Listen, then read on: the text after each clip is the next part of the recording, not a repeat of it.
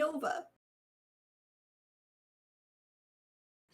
There's a guide we'll be putting out that has a kill order for these bigger spider groups. So there'll be certain spiders who'll go on first, and ones we'll work on later on. These are great for rogue stuns, pally stuns, all that good stuff. But nothing super special. They do lots of poisons, they yank you around, yada yada. Where to go? And then for a couple pulls, we get to Anub'rekhan, who's our first boss from the Spider Wing. He is going to have the 2 Crypt Guards like you see here in the real version. And so basically, we're going to mark them up so they have a skull and X on them. Kind of like so.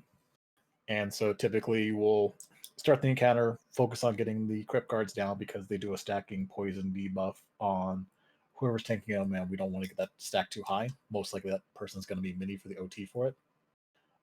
They do a cleave attack, so melee, make sure you're not in range of the cleave. It's nasty. They also have an AoE web up ability that just roots you in the ground. Melee, probably want to bring some FAPs with you just in case. If we're doing a lot of moving around, you don't want to get stuck in one place, and minimize how much paladins have to Blessing of Freedom you. Whenever the Crypt Guardians die, after about 10 seconds, they're going to explode into little scarabs. Just like the little spiders, we'll have a tank just round them up, AoE them down. Nothing too dangerous, but I just don't want them going crazy. For Anub'rekhan himself, he doesn't melee too hard, but he's got some scary abilities. One is his Impale ability, and so he's going to target a random person to raid. That can be the MT. Definitely recommend have your DPM updated and also enable the WoW settings so it puts up a little speech bubble whenever someone says something so you can see where the Impale is going to go. And basically in a straight line from the boss to that target, it's going to shoot a row of spikes out. And so if you're in the way of that row of spikes, it's going to hit you and launch you in the air in addition to the target. So it's important people stay spread out. The Impale is going to hit you for, I'll grab my guide here. It's going to come out about every 15 seconds, hit for about 3,000 damage and knock you in the air, and you'll take some fall damage. So it's important that people get targeted for it, get some hots rolling on them so they can survive the fall down. But as long as people are staying spread out, it's not that scary. If it is casting the MT, just be cautious and watch out because there'll be a little moving around during that time. His other scary ability is his Locust Swarm that comes out every 90 seconds. And so when that happens, everyone has to get away from him because he's going to do a 20-yard AoE silence that prevents you from even auto-attacking. So even melee doesn't want to get hit by it. During that time, I'm just going to kite the boss around the outside ring of the platform here. And so everyone just be cognizant of how I'm moving the boss around there. Also, during that time, he's going to summon another Crypt Guard. OT is going to pick it up. We focus that down. Once it's down, we'll get the Scarabs, and then range can go back on the boss. And then melee, just wait till the boss is back in position, and he drops the Locust Swarm. And for that, it's basically just rinse and repeat. And so when I say kite around the room, basically this little ledge right here is the ring you go around. And so we basically just kite them all around us here. So that way there's maximum space in the platform there for people to be out of the way. Tubi, does this goo stuff, does it do the 50% or the 90% reduction in stats like the other stuff, or is it just damage? It does the reduction. Okay, Yeah, so stay out of the goo. Yeah, and here it does a 90. The goo, it won't kill you, but it will reduce all your stats by a huge amount, and then you'll lose all your health and mana. Yep. But overall, the fight's pretty simple. Like I say, the biggest thing is just kiting him around the outside ring there and getting position. So, like I say, it's really important people just pay attention to where the boss is heading and just move away. Like I said, it's a 20-yard range. It does a stacking dot on there. So, like one stack, it's going to tick for like about 1,500 to 2,000 damage per stack. So if you get a bunch, it's going to hurt. In addition to the fact that you can't attack, cast anything, or do anything for 6 seconds. So just watch out. And that, just control the impales. And so we'll start this fight here just so people can see how the impales go. So please don't attack anything, or else he'll die before we can see the impales.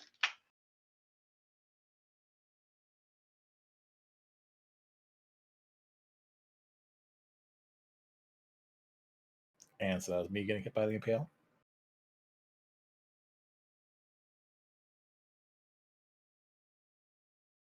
We're taking out the ads first as this happens. And so generally for tank position, he's going to be looking just like this in this back corner right here. So that way I'm in good range of the healers, and also in a position to be able to cut around the room.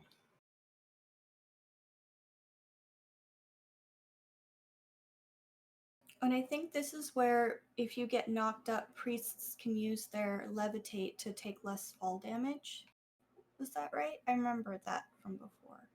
The fall damage is nothing fatal as long as you get some hots rolling on you. It's like about half your health.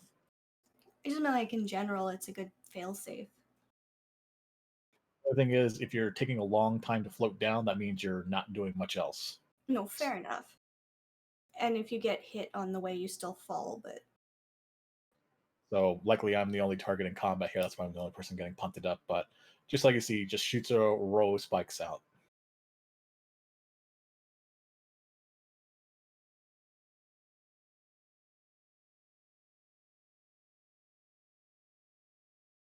Are we okay to kill the boss? There, swarm. I want to see the swarm. Now we kite. I'm a little bit slow since I got hit by the impale off that. But he You'll moves notice slower. that it's stacking. Yep. It's a very big range. But bring him all the way around here.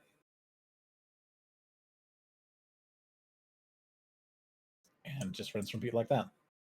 So, Tubi, what is the reason that we are kiting him around the edge of the room? It's the best way to have maximum space in the middle there and avoid people getting hit with the 20-yard silence I see. stacking debuffs. Because if I try to drag him around like this right here, that's a huge space going to be occupying, and not to mention it doesn't give me a lot of room to maneuver him to avoid hitting people with it. So Gotcha. Whereas the outside before, ring, when you were running around the outside ring, I lost line of sight of you. Or maybe it was range. Would you mind going back out to that spot so I can check? Kind of. Yeah, I can get you there. Were you ever like in the goo? I just, like I said, I got impaled, so I didn't get to move right away from the movement thing. Basically, during this time, I should be taking 0 damage. Because he'll start doing the cast, I'm going to take off running, he's going to move slow. And like I say, as long as I don't slow down or anything happens, I'll make it over here, and he'll still be catching up to me. Seems like max range is almost around the center circle here, Mm-hmm. green. But like I say, during this time, About it. y'all are going to be dealing with the Crypt Guard that spawns and the Scarabs that spawn after it explodes. While he's doing his Locust Swarm, he doesn't do the spikes, right? Right. He just goes to half speed and just does a range thing. And so again, that's why I just kite him around the circles there, so it just provides you all the maximum amount of space. Not worry about it. Depending on how it goes, might have a hunter like shift to speed aura, so I get that movement speed, or I might have a swiftness potion just to get a little speed boost on me. But overall, super easy. And then we leave, head to the left. This room we pulled back, right? Into the back room here? Yep, because you notice how you get yanked around by the spiders here, and you don't want that to happen because then you'll pull the group on the right side, and it's going to go horribly bad.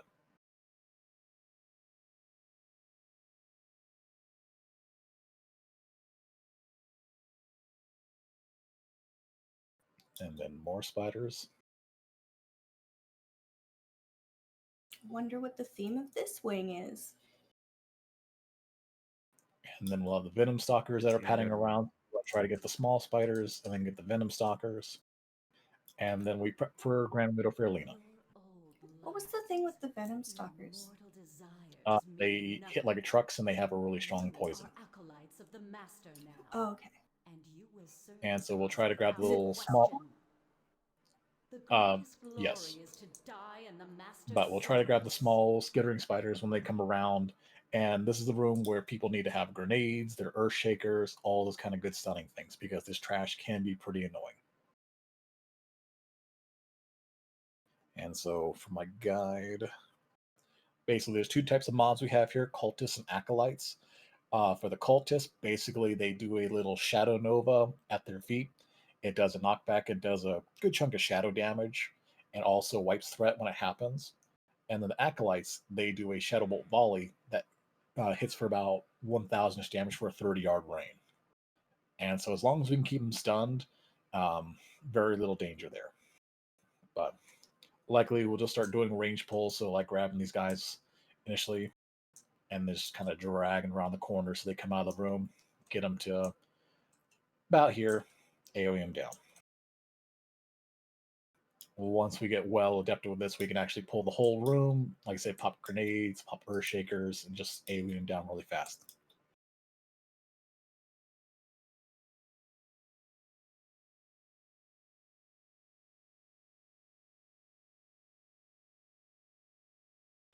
And then we'll approach Grand Widow-Faerlina. Her encounter is going to look exactly like this. There's going to be 2 followers and 4 worshippers, and the boss herself. And so the key to this fight is controlling the ads. For Faerlina's abilities, she has a Rain of Fire that she does. Right now, it's a little bit bugged where the Rain of Fire does immediate damage when it lands on you, and so you just want to make sure you move right away. Hits for about 2,000 damage a tick before fire resistance, so it hurts. And then she also has a Poison Bolt Volley, kind of like Lord Creep, that does nature damage over time, but can stack. But it's only going to hit up to 10 players at a time. For the followers, they have a little annoying ability where if there's someone in range, they'll do an intercept on that person, knock them down, and then do an AoE silence for about 10 yards. And so it's bad if that kind of charges into your healing group and silences all the healers.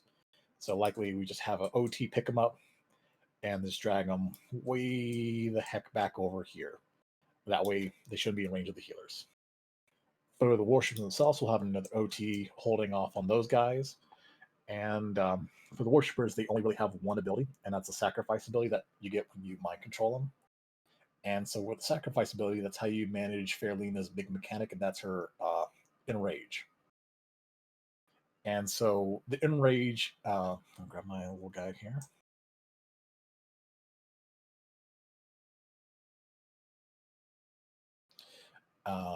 Enrage basically means she's going to attack a lot faster, have a increase of 75% attack speed, and also deal 150% more damage, so it gets really dangerous. The only way to remove it is by using that sacrifice ability. And so likely the strategy we're going to go with is MCing one worshipper off the get-go and using it on the boss. If you do it prematurely, it just delays the enrage by 30 seconds. But with the DPS we have, I think we'll have enough time to be able to just bring a worship over, sack it on the pull. It's going to stop the poison bolt volley for 30 seconds. And then when we hit that 30-second mark, bring the next worshiper over, sacrifice it, and just keep delaying the enrage. Get her dead around the 3rd worshiper. Outside of that, she doesn't have any cleaves or anything like that, but just don't stand the Rain of Fire. Any questions on this?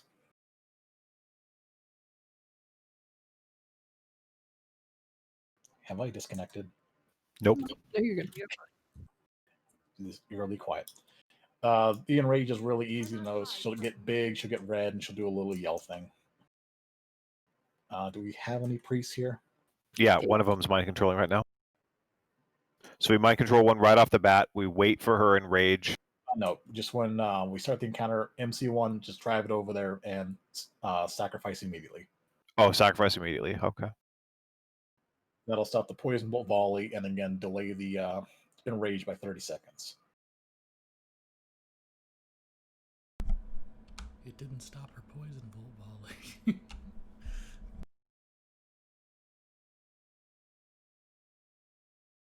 It might be a difference of the Wrath Faerlina.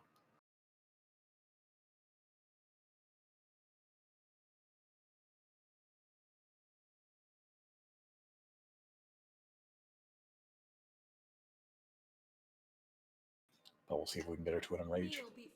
There's the enrage. Like I said, big, angry, does a yell. And just, if this gets to this point, MC and sack.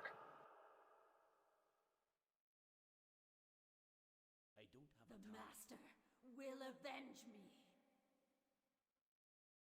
Overall, very simple fight. Like I said, just get this whole room to spread out here. Likely keep Faerlina kind of around in this area here. have the worshippers kind of be over in this area over here. And like I say, have the followers wait in the back of the room, so they're not going to be charging people.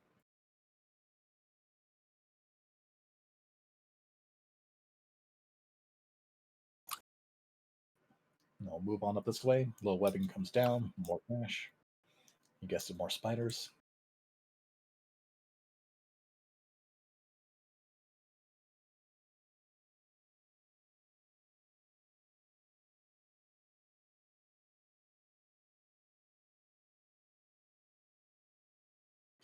And then assuming Blizzard makes no changes, we'll come across our first meme up here. And so normally when we turn to the left here, there's a little door. Blizzard forgot to name the door, so it shows up as Naxx doodad door thingy. So make your memes, have your giggles. In this room, there's going to be a little invisible ghost padding around, kind of like the eyes, like that vigilant shade there. And so we'll have a warlock be casting detective visibility. Just so We we can finally see where get to those use guys it. are. Casting so we can see where those guys are, so we can plan our pulls. Because those guys, they just do an annoying shadow bolt volley. By themselves, they're not dangerous, but if you got a scary trash pull going on, have when those guys show up, it's a lot of stress on the healers.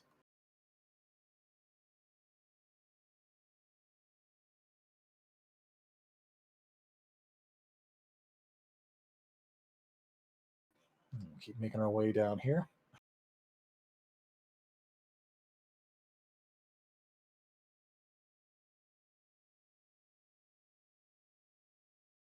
Head up the little webs here, and then we'll be at Maexxna. What about my ex?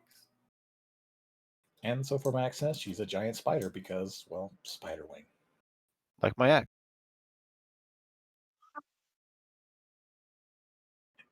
So for Maexxna, she's got some pretty spooky abilities. And so 20 seconds in the fight, she's going to cast her main ability called Web Wrap. And so what it's going to mean is 3 people are going to get put in little cocoons and launched up against the northeast wall and be stunned in a little cocoon until the cocoon gets broken. The cocoon itself has about 6,100 HP, and so like we have our hunters immediately turn around and break people out of that webbing. Next, she's got her Poison Shock ability. It's a frontal cone poison spray. It should only be hitting the MT. That comes out every 10 seconds, and it hits for about 1,750 nature damage. Her big scary ability is Necrotic Poison. It's a poison debuff on the tank that reduces healing received by 90%. And so it has to be dispelled right away. Like, we've giggled around on Nefarian's healing debuff, but this shit has to be taken off right away. Otherwise, we're done. Outside of that, she does a web spray, which is different than the web wrap. Every 40 seconds, it stuns everyone in the raid for about 10 seconds. Now, the boss is still attacking during this time, so this means I have to stay alive for 10 seconds, and so have to pay attention to the timers and get lots of hots up, power word shield, all that good stuff. The good news is she doesn't hit that hard initially, but again, just it's important to stay topped off, make sure that debuff is not on me, and so likely having druids keep up the little poison removing heal over time. During the fight too, she's going to spawn about 10 little spiderlings. They don't hit very hard. They hit for about 150 damage, but they attack every 1 second. And so they can cause a little spell pushback on casters. We'll just round them up, AoE them down, get them out of the way. When she gets down to 30% HP, she is going to do a Hardened Rage. And so it's going to increase her damage significantly. And so the most important aspect of this fight is timing it so she's not going immediately into the web spray with the Enrage. Basically, we get her to like 33%. We wait till the web spray happens, push her below 30%, and then burst her down. And then collect loot. For positioning, basically, we're going to have the entire raid be up along this little northeast wall where you see the webs hanging down, because this is where people are going to get trapped in the webs and drop down. So it's going to give easy time for the hunters to turn around, break them out of the webbing, and stay back on the boss. For the boss herself, I'm just going to tank her in this sort of fashion here. So pull her, and then get her butt facing that way, and kind of be in the center room like this. So that way, melee doesn't have far to move around if they get web wrapped, and like I say, hunters don't have to move very far to break people out of the web wrap.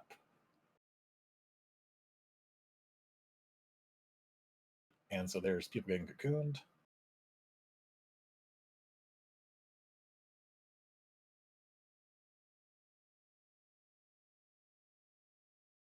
And eventually we get the little spiderlings. There they go.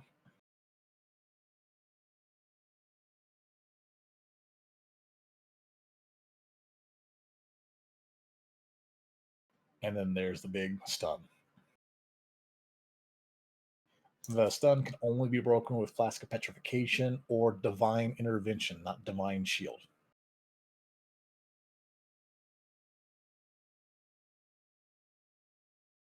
And so the fight's all about just making sure people getting broken out of cocoons, watching the timers, and making sure that poison gets spelled right away.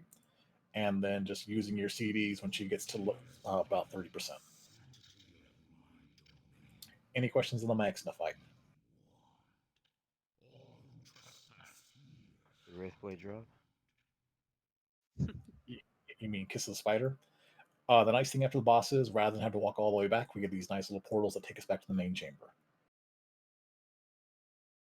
And then after Spider Wing, we go right down to Construct / Abomination Quarter, whatever you want to call it. And so, excuse me, for this first set of trash here, we get these Patchwerk Golems. And so we're going to have a tank assigned to each one of these guys, and we're going to drag them out in this room here and get them all spread out because they do a cleave attack and they do an AoE War Stomp that stuns for a few seconds. And so it's just important we keep them spread out so we're not getting everyone stunned, and of course this tank's not being stunned the whole time. FAPs are definitely good to use on these fights so you're not stunned the entire time. But we'll pull them out, focus fire them down, and then move on to the room.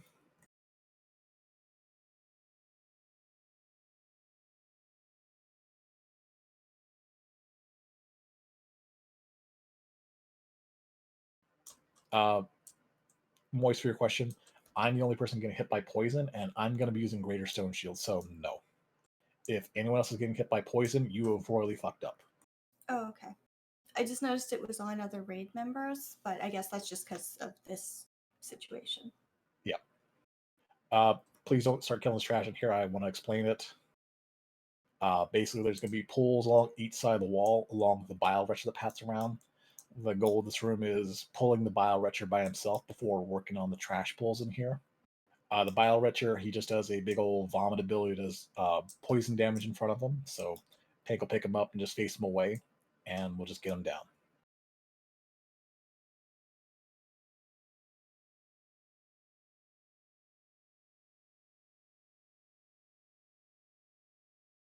And then we have a little Sludge Belcher there. For the Sludge Belcher, basically he vomits up little slime dudes, and we just pick them up and cleave them down. And then another set of the Patchwerk Golems in the back again. One tank on each one of those. Separate them, pop Faps, get them down. Do we pull the Sludge Belcher by himself, just like the Bile Retcher? Exactly. So likely, like we do the left side here, and when he's like patting around the left side here, then we grab him. Okay. Because if we get multiple pulls, it's going to get really nasty. Also, while we're in this room, that little pipe just directly above me, Grobbulus will pad up there and kind of look around the room and spray poison. When he does that, there's going to be a little slime that spawns the grate here. And so just be really careful. You see him up there, not to be in this area right here. Otherwise, when that slime spawns, it's going to start hitting you. For the next set of trash here, we have the embalming slimes. Basically, they're like the little slimes from Maradon. They move very slowly, but they hit like trucks.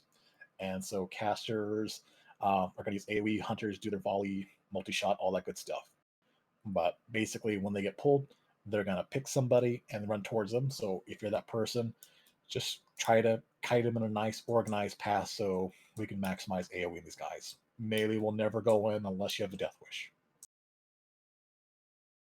Pop Death Wish, got it. And then when Grobbulus does his little slime spray, all these guys are going to respond too. So again, it's just important to keep track of where Grobbulus is. Grab the Sludge Belcher when we can. And then we have our first set of hardcore parkour here. Got to hop the slime. I made it. And this is going to be the trash where all those holy waters we're farming are going to come in useful. And so it's important we clear out all the trash here, because if you pull Patchwerk before you clear the trash, it's going to pull all the trash with them. Pro strats.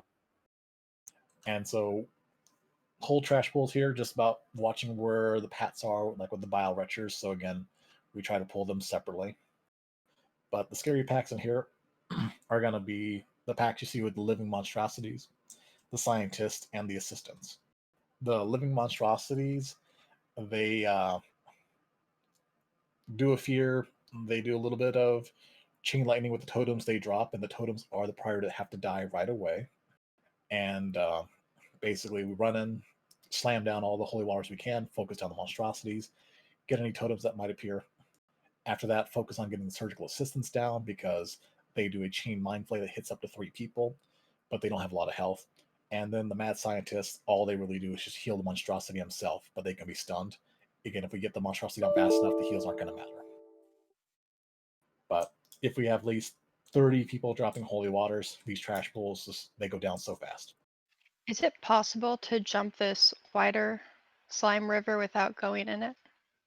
You can recommend having like a movement speed and chandler boots or some sort of racial talent skill, whatever. Gives you a little movement speed bonus. Hunter aura. Exactly. Hot. Swiftness potion. But I mean, you know, even if you get hit by it, it's just gonna cut your stats down in half, and you'll just need a little bit of healing up. And once we get this first pool done, you know, we can always patch ourselves up. Just don't be dicking around the slime, otherwise healers are gonna hate your guts. More patchwork golems again, 1 tank on each of these guys. Pull them, separate them, focus fire them down.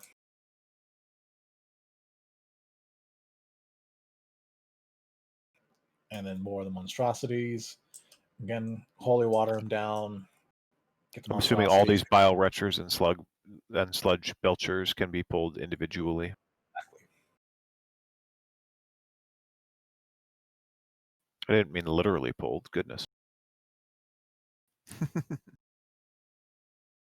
And so we have to make sure we clear all the trash out.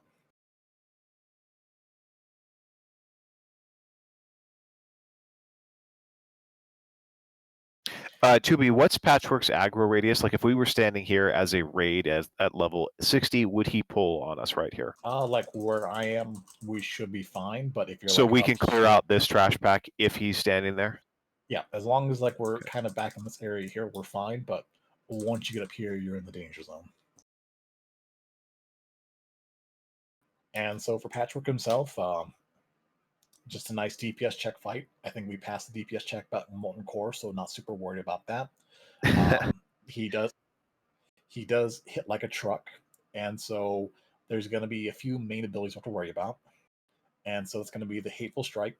Basically, Hateful Strike comes out every 1.2 seconds and hits for about 23,000 damage for armor. So on average, a tank with a Greater Stone Shield Pot's going to take about 8,000 damage a hit. It can be dodged, it can be parried, and it can miss. And so if you got those Wail of the Banshees from Stratholme, if you got your bag of marbles, it's not too bad putting it on Patchwork. But the whole gimmick of the fight is the marbles. he's going to be doing those Hateful Strikes every 1.2 seconds. So we're going to have a team of off tanks that are there to soak the Hateful Strikes the whole time. So healers' jobs are keeping those off tanks topped up at all times. So they're always taking the Hateful Strikes. For me as MT, again, I'll just be staying in front of them and just doing what I can to stay on top of threat. And DPS, you're just going to go bananas crazy to kill the boss as fast as possible. Just grab my notes here. He's got 4 million HP, so it's going to be a little bit of a push on that. But he doesn't have any AoE attacks. He doesn't cleave. He doesn't do anything like that. And then when he gets down to 5% HP, he's going to enrage and start dealing massive damage. And so at that point, we really need to push that big burst. Probably have tanks pop their shield walls, last stands, things like that, because again, they're going to be getting hit like trucks. But super tank and spank fight, just pop your CDs, burn them down. What's his hit? What? How many hit points does he have? 4 million. Okay. See, So 5% represents 200,000. The nice thing is about Hateful Strikes, whenever an OT gets hit by a Hateful Strike, it gives you a bunch of bonus rage. And so we want to try to keep our OTs in the 2nd, 3rd, 4th, and possibly 5th threat slot. So that way there's no chance of melee DPS getting hit by it. But tanks are going to be in basically full mitigation gear just to take as little damage as possible because, again, he's going to be thrashing us. But we're going to basically have Ember Rage to go all out. For tanking, I'm trying to come up with logistics of doing a sort of little triangle strat for the melee and OT groups. And so when I mean a little triangle group like me right here with the boss in front of me, we're going to have OTs on another point of the triangle, and then melee DPS on another point of the triangle. And so the whole goal with the strategy is if he does happen to turn to do a hateful strike on OT, Patchwerk's back is always going to be to the rear. Or I can't talk. Patchwerk's always got his back facing the boss. Oh my god, I can't talk. His back facing the DPS. God, don't have COVID. It sucks. So yeah, they'll be able to do maximum DPS without having to worry about any parry hastened attacks. And the same thing for OTs. They should always be able to kind of get most of attacks landing and not parry hastening attacks. So as MT, I should be taking very little damage comparatively. Range DPS and healers, you're likely going to just be back here because again, there's no cleave, there's no AoE or anything like that. And basically, we just go all out and burn them down. Mages can be second and third aggro, right?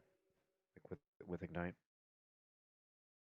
Yeah, as long as you're not in that melee range. Okay. So, don't be back here with your ignite and decide to cast blink and teleport melee range because you'll just disappear. Fuck, that's what I do. Also, looking at PTR data, the intended strat to pull Patchwerk is do a face pull, because if we do a range pull, apparently he's bugging out and kind of storing up melee attacks, and so kind of like the Drakes, by the time he gets to MT, depending on how far away you pull, he could launch a bunch of main chain attacks all at once and really one-shot your MT. So again, likely just be up here when he gets in range, just face pull him, and then just back him right into position, and everyone just go ham. You could probably pet pull also. That's the counter play in BWL. But he pats all the way right here, so you can just move forward, drag him, pull him right back in. Okay. Someone died. Oh, shit. I fixed it. I'm pretty sure it used to be the off tanks need to stack on you when you pull them, right? They need to be like right on top of you. Just so that thrash mechanic doesn't happen and hit you. Are you talking about the hateful strike? Yeah. Like the So OT again, should be standing on you, right? Cool. OT should be, again, they'll be kind of up here on the triangle, so that way when pulling them back, they should be able to get into combat right away. Okay. I've got a question for the tanks. How does the swapping between the tanks occur? Do we have to taunt, or does he do a threat drop? Why are multiple tanks taking the hateful strike? Because again, he targets whoever has the highest HP. And so if you're taking about 9,000 damage, that's going to be a lot of damage that's hard to keep up. So the idea is you have about 3 to 4 off tanks rotating the damage they're taking, so that way none of the melee DPS are going to hit. The more off tanks you have, like for each off tank that you have, it adds 1.2 seconds to the space between when a single tank is getting hateful struck. That's kind of the idea behind it, at least. Like one off tank will get hateful struck, then the next tank will be at higher hit points, so he'll take the next one 1.2 seconds later. Then the third one will be at the highest hit points, and so he'll take it, and so it rotates between them. Gotcha. All while giving the healers a buffer to be able to get you topped off. Otherwise, OTs are going to get thrashed and not get topped off fast enough, and that way melee DPS are going to be next on that table for the hateful strikes, just because they happen to have the highest HP. Tubi, you want to explain what's going to be Urkalia's favorite part of this instance? So this is Frogger. If you touch the slimes, you're going to die. We're going to laugh at you. If you got a high ping like Urkalia, we're probably just going to summon you past the slimes.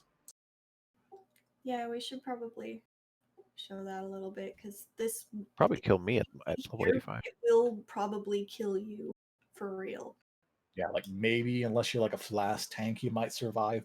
Anything below that, you're probably just going to die. Don't they have a really buggy range too in the? Yeah, I remember them having a weird range. Just be generous with the space on them and just take it nice and slow through there. It's not a race. Doesn't look that difficult. Oh, she says confidently. Run Well, on a I'm just diagonal. saying, like, what? I don't understand what is difficult about it. Like, they're moving slowly. if you got a bad ping, their movement can be very deceptive. And like I say, when they touch you, you're dead. I remember like being hit by them, and they were like several yards away from my character, moving toward me.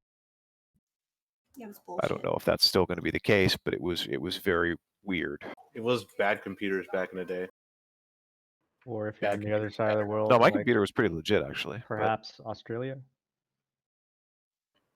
And so this will be the first set of hardcore parkour here. You're likely not going to make it across without losing HP, but just hop across and just hang out right here till everyone gets across. Trash here is significantly different. They're going to be stitch abominations rather than stitch giants. And so we're going to do coordinated pulls, but the dangerous thing is, if you notice Grobbulus, he'll be patting around in here. And so we just want to keep track of his pat route as we clear through trash. With these guys, their biggest attack is they do a uppercut on the tank that launches you just far enough that if you take the full height and hit the ground, you're going to die. And so basically we're just going to drag them into this nice little cubby area right here. So that way we bonk our heads on the little archway and don't die.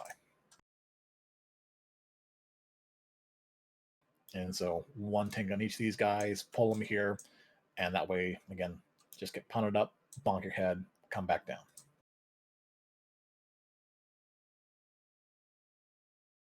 We do have to clear all the trash before we go on the Grobbulus, so again, this can be the annoying part if he wants to chill out here while he's still got his friends in the back.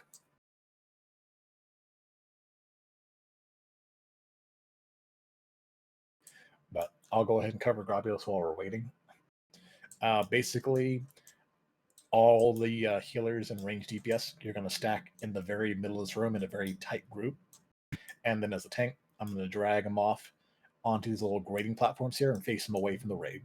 And of course, melee DPS should be hitting him from behind. And so his main attacks are going to be a little poison spray that should only be hitting me.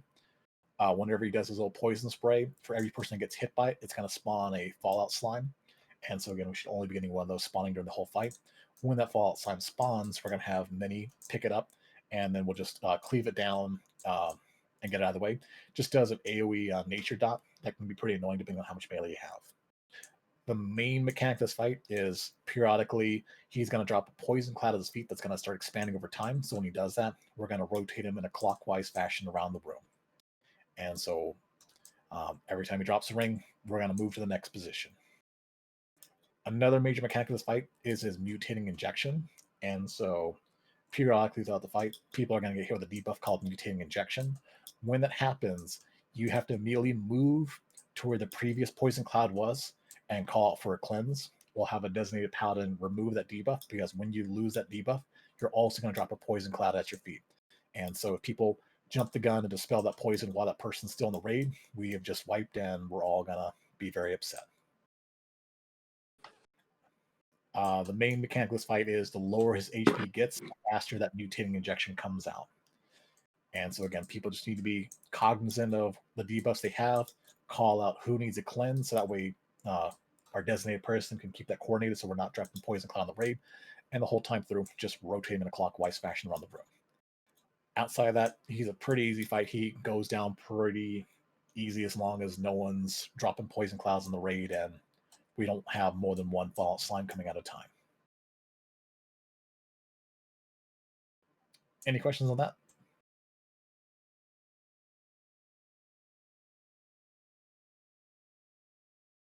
I'll take the silences, yes. And And you so, said ranged and healers are staying in the middle? Correct. You're going to be in the very center room in a very close-knit circle. Yeah, cool. Thank you. And like I say, just pretend, pull the boss, and I'll get him right here at the beginning, and he'll drop Poison Cloud. We're going to move over to the next position, so that way melee DPS is not getting hit by the Poison Cloud. And again, when the person gets their mutating injection, they're going to go to where the previous cloud was, not stand in it, but stand near it, call for the cleanse, they get cleansed, they go right back in the middle of the raid. And so again, we're just going to make this nice little circle of Poison Cloud rings around us. I imagine with our DPS, we're likely going to make it about a third, maybe at worst halfway around the room. But again, the major mechanic of this fight is just not dropping the poison clouds out of sequence. Because if you drop it ahead of us, it gets bad. Let's go ahead and run through that, and nobody kill the boss. Just do that, and then get the poison effect like 6 or 7 times, so that everybody can see it and understand. Okay, so you see that little ring? That's what he's dropping. Yep. Tubi is kiting him around. Yep, Okay, so I have the mutagen. I'm gonna go and stand right next to the circle, and cleanse me right now. And then he drops his next one. Drag him over to the next position. Okay, I got it again. Cleanse me. And then he does spray, so there goes the fallout slime. I'll note he picked that up. I've got it again. Next to the poison cloud. Not very noticeable, that poison cloud. Cleanse me. Yeah, that's cleanse pit kind of the stain. going part of the fight. It's probably even harder to see in Classic. Drops his next one.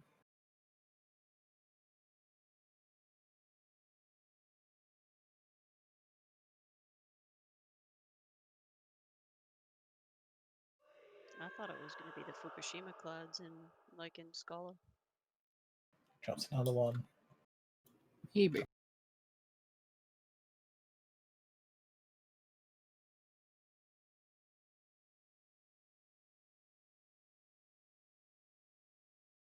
Drops another one. And just keep rotating. Make sure you are calling out your name if you're getting the poison. Yeah. And call out when you're in position to get cleansed. Yeah, you have to call out, Beans ready for cleanse. Adari ready for cleanse. Like if you guys aren't doing that, it's gonna be a rough encounter. I guess for the most part, we can still just stay. Cleanse pit stain? Can't we? What's that? I was just saying, because we're kind of been following around for dropping it, but if you don't have it, you can pretty much just stay in the middle, right?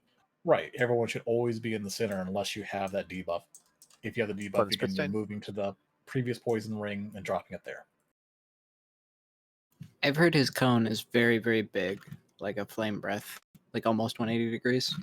It's like 160 degrees, but yeah, it is pretty big. But again, as long as you have a nice kiting pattern around here and melee DPS aren't like getting all antsy and stuff, no one should be getting hit. The only dangerous thing is if there's a ranged DPS that pulls aggro, because the new target's not in melee range, he gets his new ability, which is another slime spray that hits the whole room and hurts really bad. Yeah, just insta kills everyone. It's not an insta kill, but yeah, it's one of those. If you pull aggro, you need to get melee range and go die.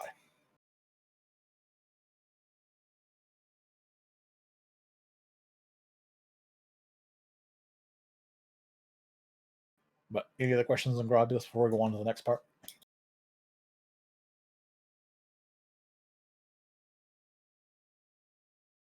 Okay. And so here's the next part where if you fail on this, the raid's going to make fun of you. Urk's going to get so much anxiety doing this. No. You just hop on the pipe here. We're all going to stop outside this pipe here because once you go in the pipe, you're going to start taking nature damage, and we're all going to go together. When we all go together in the pipe, we're going to hug the right-hand side because there's a little break in the pipe on the left-hand side. It's really important we all go together because when you get in the pipe, we're going to start the Gluth encounter. This is the one, isn't it still buggy where if you get too far, yeah. Yeah, that's why again, we all go together. If you're the mass that goes all to the very edge of the pipe and the rest of the raid's behind us, congratulations, we've all died. But for Gluth, we drop all together. MT is going to pick up the boss and drag him all the way back to the door here as fast as possible. And then spin him so he's sideways. He has don't shoot the boss, please. Please don't. Please don't attack the boss. Got to explain stuff. Go ahead, Tubi. And so for Gluth, he has a 20-yard fear that's going to be hitting melee. So as long as casters and healers are outside the 20-yard range, they don't have to worry about it. But fear ward up on the tank. He has a mortal wound ability, kind of like Fenris from AQ. Does a stacking 10% healing reduction on the tank. So likely, depending on how long the fight goes, there could be a tank swap. He is not tauntable. And so the OT has to eclipse the main tank and threat to force the transition. During the encounter, you'll notice there's zombie chow spawning in the back of the room. They've got like about 300,000 HP. We're not going to be one-shotting them like this. But we're going to have mages using Frost Nova, Cone of Cold, all that good stuff to keep them slowed, and kite them around in the back of the room. A lot of hunter traps too. Yep, and piercing howls by warriors, all that good stuff. It's important to keep them in the back of the room and just kite them around, because if they start nailing you, they're going to put a stacking debuff on you that increases damage you take by 100 each time it stacks. So a couple stacks, not that bad. 30 stacks, you're going to get hit by, you're going to take a lot of damage and die. But we're just going to kite them around, keep them in the back of the room, because when Gluth does his next big ability called Decimate, everyone's HP, including the zombies, is going to get reduced down to 5%. So it's imperative that healers top off the MT and then start healing up the raid. All DPS are going to swap to the zombies and kill them, because they're only going to have like around 20,000 HP each. If any zombie gets the boss, each zombie that gets there is going to heal the boss for 5% of his total HP. And so if a bunch get to the boss, well, we've probably wiped. Can you execute? Yeah. Outside of that, the boss is going to do periodic frenzies, and so we're going to have hunters do trank shot rotations, so that way he's not big and scary and beat the tank to death. Outside of that, that's the entire fight. Just control a zombie chow and be ready for Decimate. With DPS, likely we may be able to kill him before we get the first Decimate, but again, if we do, just be ready for it. Like the healers, you got to heal the MT right away, because I'll have 5% of my HP and he's still going to be attacking. To be. It's extremely likely that we'll skip the first Decimate. It's a really, really low DPS track, so we probably won't have to worry about it. Well, if you have mages on the ads, you're gonna lose a lot of DPS. Okay. To be, when Gluth dies, do the zombies go away? Yes, when the boss dies, the zombies immediately disappear. Okay. I was going to say that'd be annoying, killing what's 300,000 hit point zombies. Yeah, as long as it doesn't bug out, they should disappear. But are we gonna do? I remember there was a strat where you would just gather them up and kite them. That's the strategy I covered. They're in the back of the room. But you're not going to focus fire on them until the Decimate happens. Otherwise, like I say, they've got 300,000 HP, and if you don't get them below 5%, then the damage was for naught, because they'll go to 5% HP. So again, we'll just have mages and a warrior piercing howl, frost traps down, just kiting in the back of the room. Would it make sense to use the Argent Dawn trinket for this fight? Specifically for the DPS working on skeletons. Yeah, since the majority of stuff we're going to fight is undead, it's a really, really good trinket.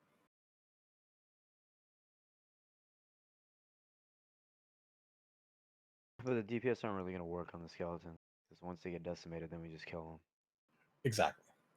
Like I say, no one should ever be attacking the zombies until it's Decimate. When the Decimate does happen, everyone switches targets and kills the zombies. Once they're all dead, back on the boss, clean it up, easy peasy. So, why hasn't Decimate happened yet? It's a long timer. Oh, is it? Yep. Yeah. So let me go back to my notes here. The first Decimate will occur at around the 1 minute 45 second mark, so around 2 seconds in. And there's going to be a crap load of zombies in the back.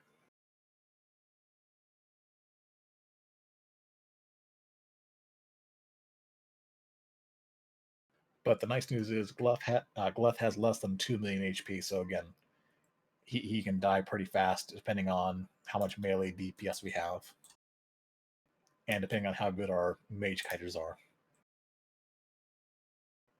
After that, we just head through here and just cut straight across. If there's a trash pull in the way, we might wait for the pat so we can skip it, but just run right across to Thaddius. They run so funny.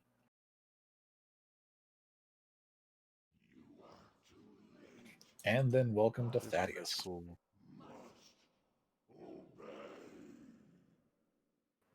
And so for Thaddius, the main mechanics are for phase 1, splitting the raid in half.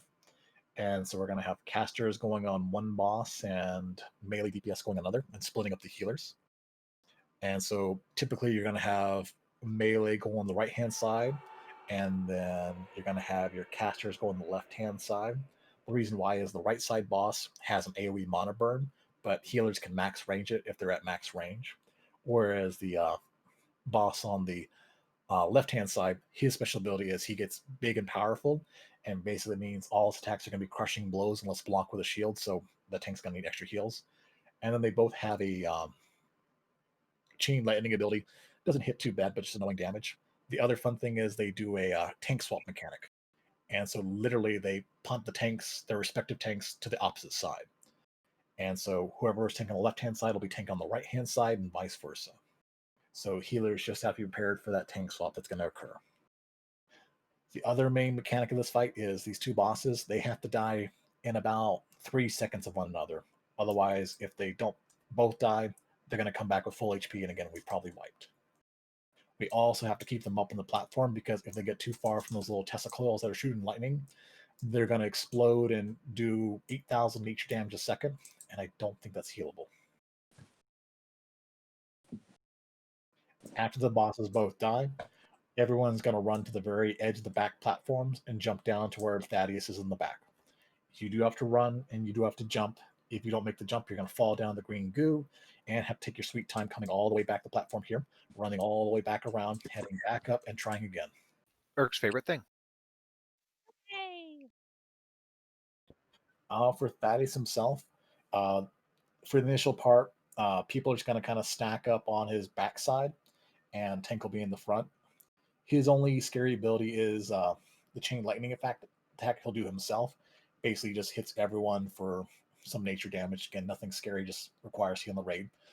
The main thing we do have to worry about is his other mechanic that's not an attack, but just a mechanic, is the polarity shift. And so everyone in the raid gets assigned a charge, whether positive or negative. And so typically in the past, you would have negative charges go on the right-hand side of the boss, and then the positive charges go on the left-hand side of the boss. If all the same type charges are stacked together, you get a damage increase of about a 30% increase. And so it's a great way to burst down Thaddius' like 6 million HP pool. If you're in the wrong stack or someone else has the wrong charge in stack, you're going to start exploding for nature damage and probably wipe the raid. If you're really bad at stacking or really bad at following instructions, you're going to park yourself way outside the group and do what you can. We're going to make fun of you. That too. Typically, whenever the next polarity shift happens, facing the boss, you're going to go around to the right. So if you're on one side, go around to the right and just repeat that till everyone's stacked together and kill the boss. And on that, as long as people stack correctly, it's easy. Any questions before we go in? Keep in mind he said go around. Don't try to run through each other to get to the other side. Yeah. Okay, so Tubi, here, stand right in the center. Right here, you're going to be the boss. So we're going to circle him like this. This is the direction we are going to be going, counterclockwise. Correct. So as we face him, like, so we've just gotten on the platform. As we're looking at him right now, people with positive will be on the left side over here. I'm going to mark myself, actually. Where's my target marker? Positive will be on the left side. Negative will be on the right side. So every what is it, 10, 15 seconds, Tubi? The polarity shift, it takes a while for it to happen. I think it's like every 20, 30 seconds. One grab my notes. Okay, so every 20 or 30 seconds, we'll call out polarity shift. Everyone will be responsible for seeing which polarity they have. And if your polarity has swapped, you will run around the boss like this. The reason being is that you will be running with people of the same polarity as yourself and not interfering with the people with the opposite polarity who will be going the other direction. And we will stack on either side of him, and then we'll get the damage buff. We'll make fun of people who die, and then he will die. For melee DPS, this does mean there may be a potential where if you're a rogue, you can't backstab him because, well, you have to be stacked with your group, and if the tank is in that group, you got to suck it up. You know, don't try to be the hero that thinks they can sneak over in the wrong side to get a couple backstabs, and just don't do it. So what's the range then for it to connect? Like, do we have to do a pretty wide circle? Like, how close can we skin It's a pretty short range, if I recall correctly, right, Tubi? Yeah, it's like a 7 to 10 yard range. The good news is So like Thaddius has a similar to huge- Plague from the Anubisath guys. Right. I mean, the good news is Thaddius has a huge hitbox, so it's really easy to reach him. Like I say, it's just important that when you get the debuff again, you rotate around the right-hand side. You don't cut through. You don't go to the left. You always rotate around. Because if you're slow and again you're not in your next group, you're gonna start exploding people, and it's gonna get really stressful, especially when a chain lightning goes out. But as long as people are stacked correctly, you'll get your 30% damage increase buff, and you'll get your parse.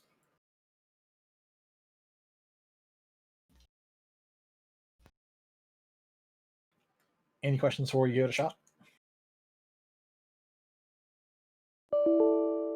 Cool.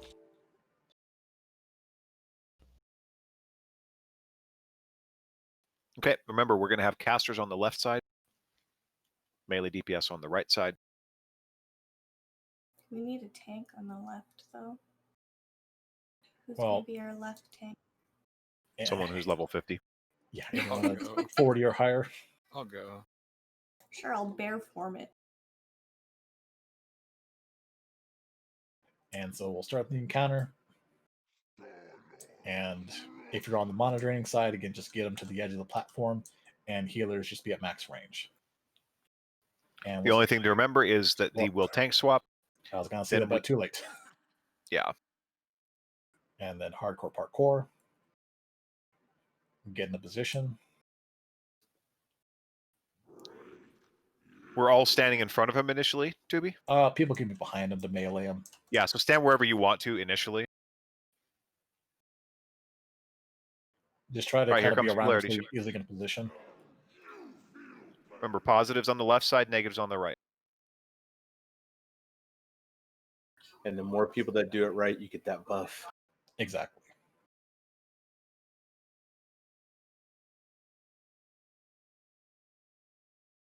Whoa, that's a lot of extra damage. It's sexy. That's crazy. Yeah, if we don't stack that damage increase, it takes a long time to burn through his like 6 million HP. Next There's shift. polarity shift. And then we move to the rotate around right. People moving to the left, you're wrong. You just wiped us.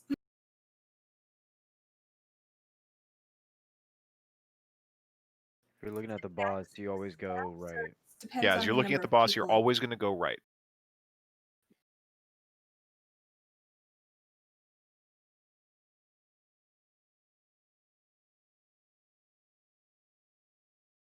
Also, it's really important. The debuff is going to persist after the boss dies. Everyone just don't run up and loot the boss. Otherwise, enjoy a spectacular wipe after the boss is dead.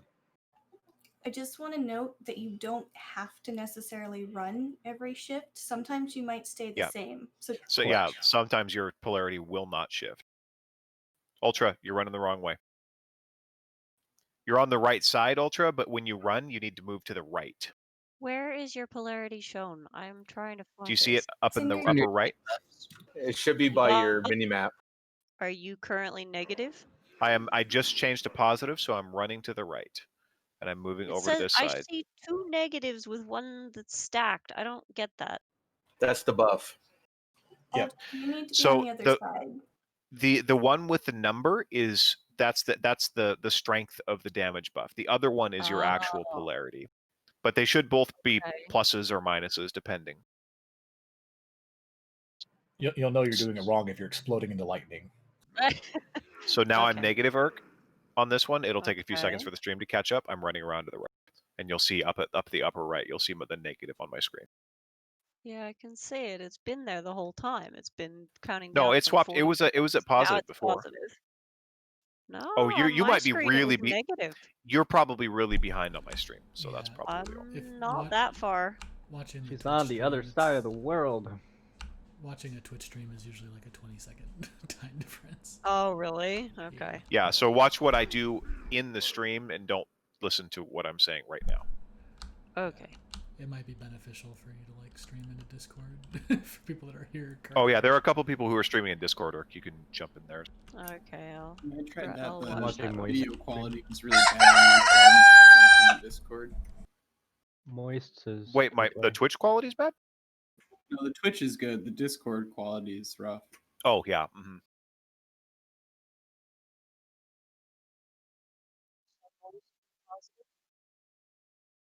it to 720p. Probably get a better bit rate.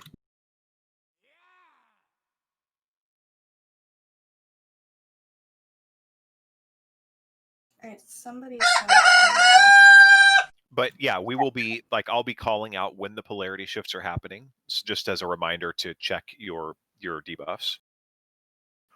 And then when it happens, if it swaps, then you move to the right over to the other side. If it doesn't change, then you stay right where you are. And again, and then we kill him.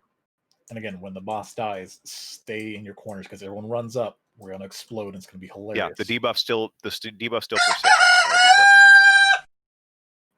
And then we take a little teleport back. I just won't say how many raids I've been in where we all wipe on Thaddius after it's done. Do we ever go in the hallways between the wings? No. Or are those just pointless? I mean, Naxx is like kind of one big square, so you can go through one wing and wind up in another one. And so there are some speedrun strats where you go through the sewers to get to certain wings. For us, we're likely not going to do that. Next, we'll move on to the Plague Quarter. And the Plague Quarter is lovely because it has some of the most cancerous trash known to man. And so the first thing here are these stone skin gargoyles. Basically, their two main abilities are a poison debuff that stacks to everyone in the raid. And then when they get to like 60% HP, they're going to turn to stone and start doing a cast that lasts for like 6 seconds. If that cast goes off, they go back to full HP. And so the whole gimmick of the fight is get them down to that 60%, pop your CDs, and burst them down. Otherwise, the longer they stay alive... I'm assuming... I'm sorry, go ahead. Otherwise, the longer they stay alive, the more that debuff stacks, and when you get to a certain number of stacks, it starts hitting it really hard. What were you going to say, Beans? I'm assuming that healing is not affected by something like wound poison. No, because it's not technically a heal. It's just a go back to full HP. I see.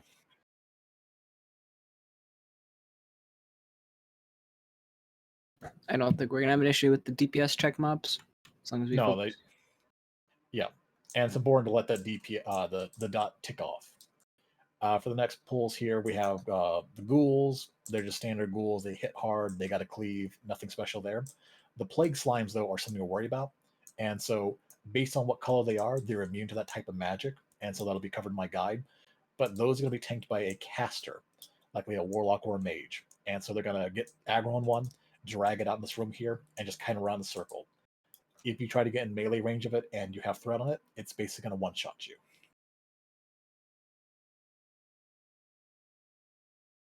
But nice thing is they don't leash. You can just drag them out here, kind of run circles, easy peasy. They move really, really slow. As long as we hug the wall to the right here, we can skip that pack on our left there. And so we'll get up on the corner here, and there'll be another set of slimes. Again, casters will grab those guys. Tanks will get the ghouls. Kill them all down. Would the casters kite them back towards the door then? Yep, they'll just be on the corner here, and like Beans will do is like Searing Pain spam, or Mage will do Frost Bolts, depending on the color, and just drag them straight back. Do we want to try and not kill a gargoyle and see if we can get him to do his trick? Yeah, we can try, because next part here is a little gauntlet we go through, and so we fight 2 of the gargoyles at once. And so we'll get them marked up with a skull and X, and again, focus down the skull first. So they'll do a little emote where they make like a little piercing screech sound. There. Stone Skin Gargoyle emits a strange noise. Cast Stone Skin. When that cast goes off, they go back to full HP.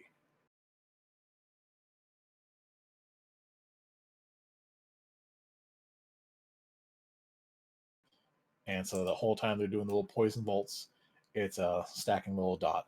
Again, a couple stacks is not bad, but if you start getting the double digits, it gets really scary. And then the important thing is we let the debuff fall off before we go on the next pull here.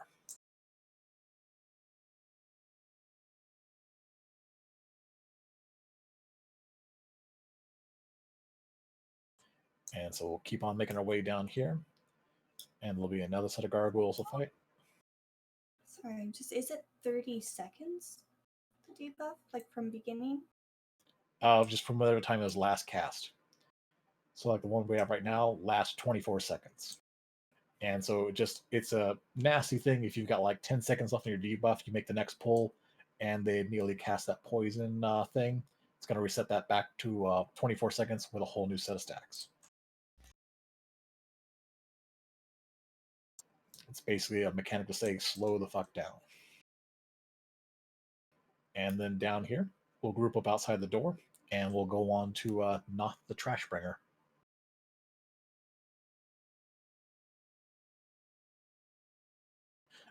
For Noth, he's not that scary himself, but he has a nasty debuff that is scary, and that's Curse of the Plaguebringer that turns into Wrath of the Plaguebringer. Decurse are the absolute priority that have to get decursed. Otherwise, people that get Wrath of the Plaguebringer, they're going to take a lot of nature damage and then explode for shadow damage. So multiple people have that. The debuff is going to get out of control and start wiping the raid. Outside of that, Noth every now and then will teleport forward 20 yards. It'll be a threat wipe. A new tank will pick him up. When he does the teleport, everyone in melee range gets hit by Cripple, which basically reduces your strength, agility, and movement speed by 75%. And so we need to make sure we get magic dispels happening right away to get that removed. You see where those little bone piles are in the room. He's going to have ads spawn from those bone piles. Tanks will pick those up and keep them outside the raid. And then casters will help focus down those ads and get them killed and go back on the boss. Noth himself, he's got like 1.6 million HP. Again, he goes down really easily. After 90 seconds, if he's not dead, he teleports up that little balcony right there, and we go through a few waves of ads, kill the ads, and then he teleports back down and kill him. But again, dispels. Like again, we joked about this. With our DPS, it should not be an issue, but like I said, dispels have to happen. Like we've been a little lacking in our dispels, and so I really need to see some huge improvement there. Okay. But other than that, yeah, really easy fight. Like I say, that's why he's not the trash bringer. He just 1.6 million HP. You know, decurse, pick up ads, kill him when you can. Boss goes down. Just like Gluth, when he dies, the ads die too.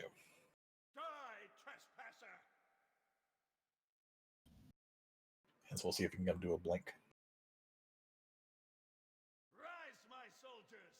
Rise and fight once more! And so I'll start summoning his little ads, and there come the Plague Warriors.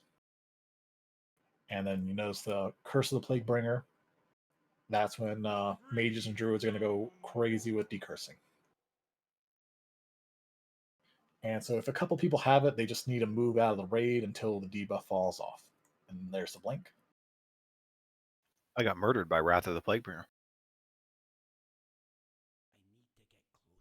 Yeah, it is super nasty, and that's why, again, decurses have to be the priority. Like, if I look in the logs and I don't see a mage casting decurse wildly when that goes out, like, you are not going to get loot. And I am seriously not kidding. No loot for you.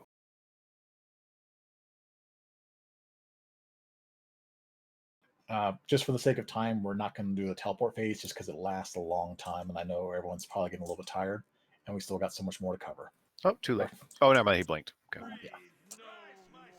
Oh god. Someone didn't decurse. Whoa. And so we can just go ahead and kill him. Stupid cooldown.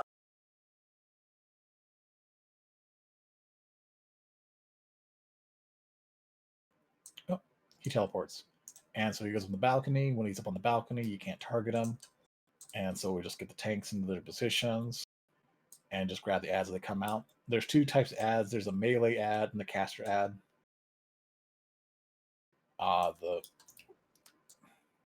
Grab my notes So here. are we gonna assign tanks the piles then, or just kind of corners? Oh, yeah. We're likely going to have like one tank be stationed over here, another tank stationed over here, and tank stationed down here. Just so if the blink happens, that tank can swap over and grab the boss, and then just have the other tank move over grabbing the ads. It's just important to keep the ads under control, just so they're not running amok, because they can do some nasty AoE and hit pretty hard.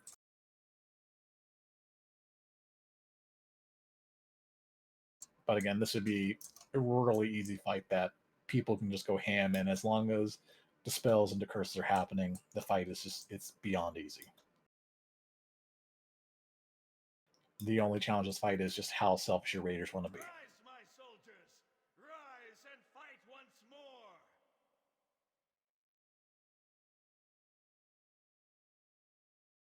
I will serve the master in death!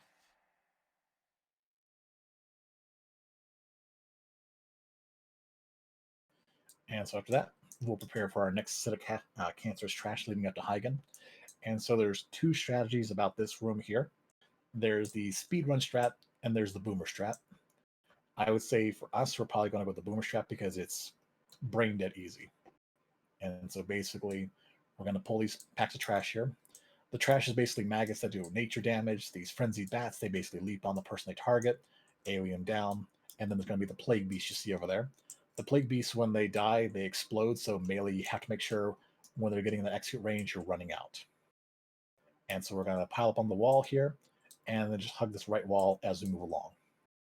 And so move forward, get a set of bats, AoE them down, move forward. Just really important, people control their pets, they hug the wall, just don't be pulling everything in this room because it is just so annoying.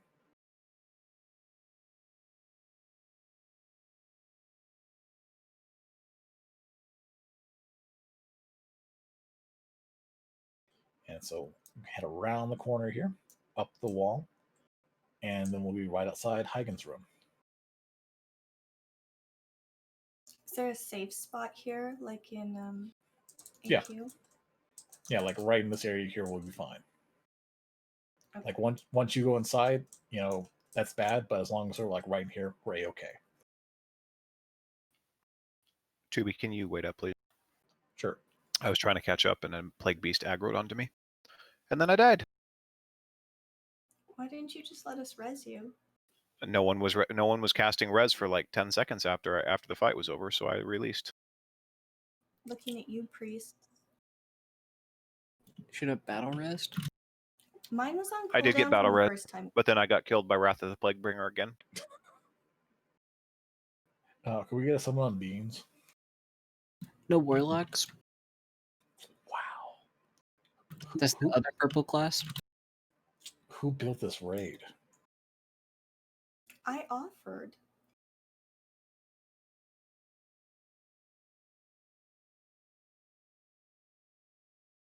What, retail doesn't offer Horde and Alliance in the same raid yet? Not yet. I would assume that would be like the first thing that they would have done. That's next What, patch. what confuses me is everybody can hero and everybody can battle res, but still only one class can summon. Why else would you pick warlock? You have summoning stones. You don't need the warlocks anymore. Yeah, the glorified taxes. Taking notes here. Let me know when you're good to go, Beans. I'm here. Cool. So for Heigan, he's basically a 2-phase fight that repeats over and over. So in phase 1, he's going to chase the tank, and we're going to get into position. All casters, range DPS, healers, all you boys, you're going to get up on that platform where you're standing right now. And then tanks, melee DPS, we're going to dance for phase 1. And so this room is broken into 4 quadrants. And so the way the dance goes is position 1 to 2 to 3 to 4, 3, then 2, and then 1, and then repeats over and over. During phase 1, he's going to put a debuff on all melee that reduces maximum health by 50%. It's a disease. It has to get dispelled on the main tank right away, and then start decursing when you can on the DPS. But again, MT has to be prio just so the tank doesn't die. Casters do not want to be in range of Heigan because he does an AoE mana burn. So that's why y'all get up on the platform so you don't have to dance in and go crazy. But during phase 1, melee and tanks are going to just dance to the 4 different quadrants and repeat the dance. On phase 2, he teleports up on his platform. Everyone gets off the platform and immediately moves in position 1. And so we're going to do the dance, but it's going to be at a much faster pace. So again, position 1 to 2 to 3 to 4 to 3 to 2 to 1, and repeat. Likely we're going to do the full sequence like 1.5 times. Every time the phase changes from phase 1 to phase 2, it always resets back to position 1. And so you just have to rinse and repeat that fight over and over. Just do the dance. Definitely recommend popping a nature protection pot on this fight. So if you miss the dance, you're not going to get killed.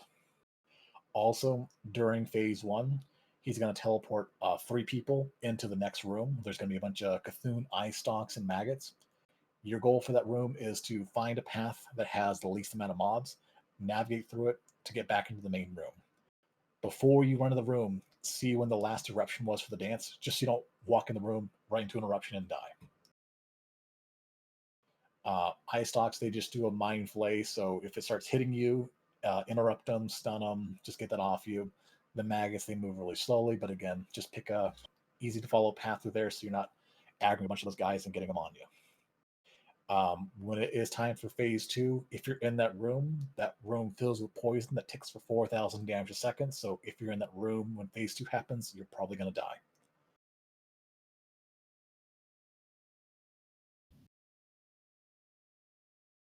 Any questions before you start the dance show? Is there any kind of... I've always tried to figure out some kind of indicators of the lines.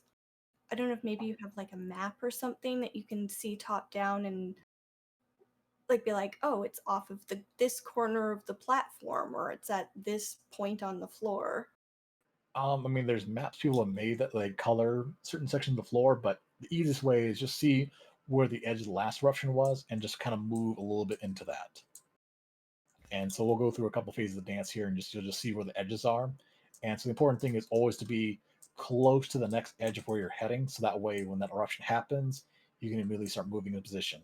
Don't be at the far edge having to go all the way across because likely by the time you get there, you've probably died. Melee DPS, again, with me as a tank trying to move the boss around, sometimes he wants to be annoying and stay at max hitbox. So it's more important you all do the dance while I get in position versus zugging down the boss and dying in the eruption.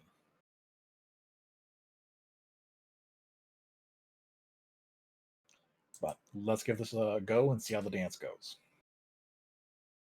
Dance, magic dance. Yeah, it used to be bugged where you could stand in one spot. Is it not like that anymore? I haven't heard anything different on that, but getting position gonna be about this range right here, so healers can still heal me, and casters shouldn't have an issue hitting them. And so we'll just watch the eruptions. So first eruption, we move.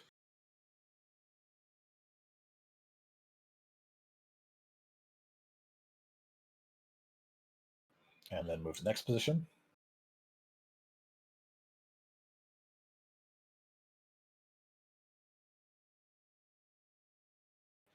Move to next position.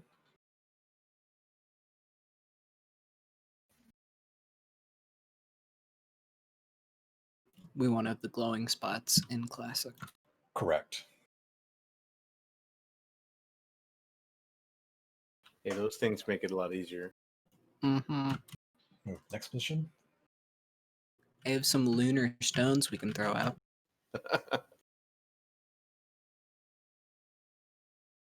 And then move to next position. And more of us moving. And so again, you notice he likes to be at that max hitbox range sometimes, so it gets to be a little pain in the ass. So again, just melee DPS, just be very careful.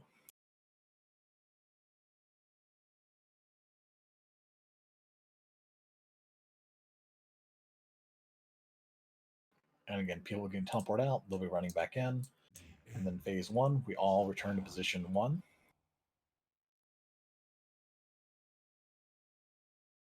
Position 2. Position 3. Notice how it's much faster. Position 4.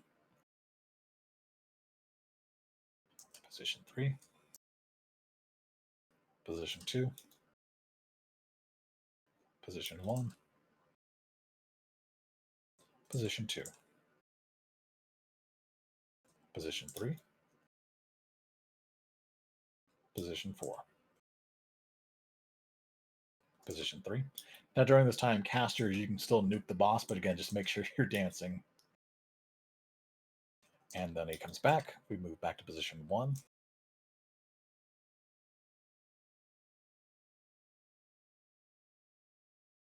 Has anyone been ported out? Is that not a thing in retail? Not in retail. Okay. And then move to position 2. Again, super easy fight with the computers we have nowadays, since we're not doing this fight with 2 FPS on our dial-up connections.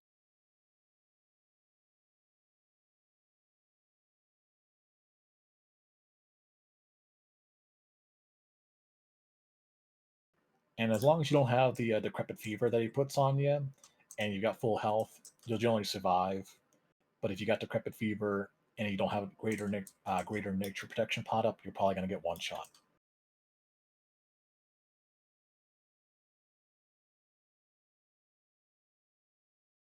But this is basically the whole fight. Just rinse and repeat this and follow along together.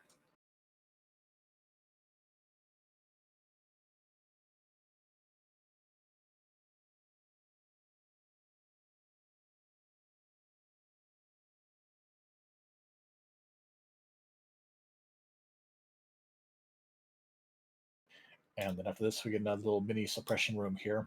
Again, just like before, Cthulhu Eye Stalks, they shoot a mind flay that slows you down, interrupt them, range burst them down, and then we'll just kind of storm through here, AoEing as we go along. Think of it kind of like bug suppression tunnel.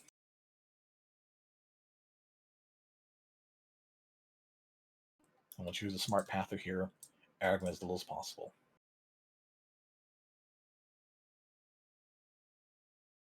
Their mind plays silences and slows, if I remember correctly, or just slows? Just slows. Okay. Which is bad, because if you get slowed and you get the maggots on you, the maggots will catch up and they'll start hitting you really hard, and you don't want that to happen.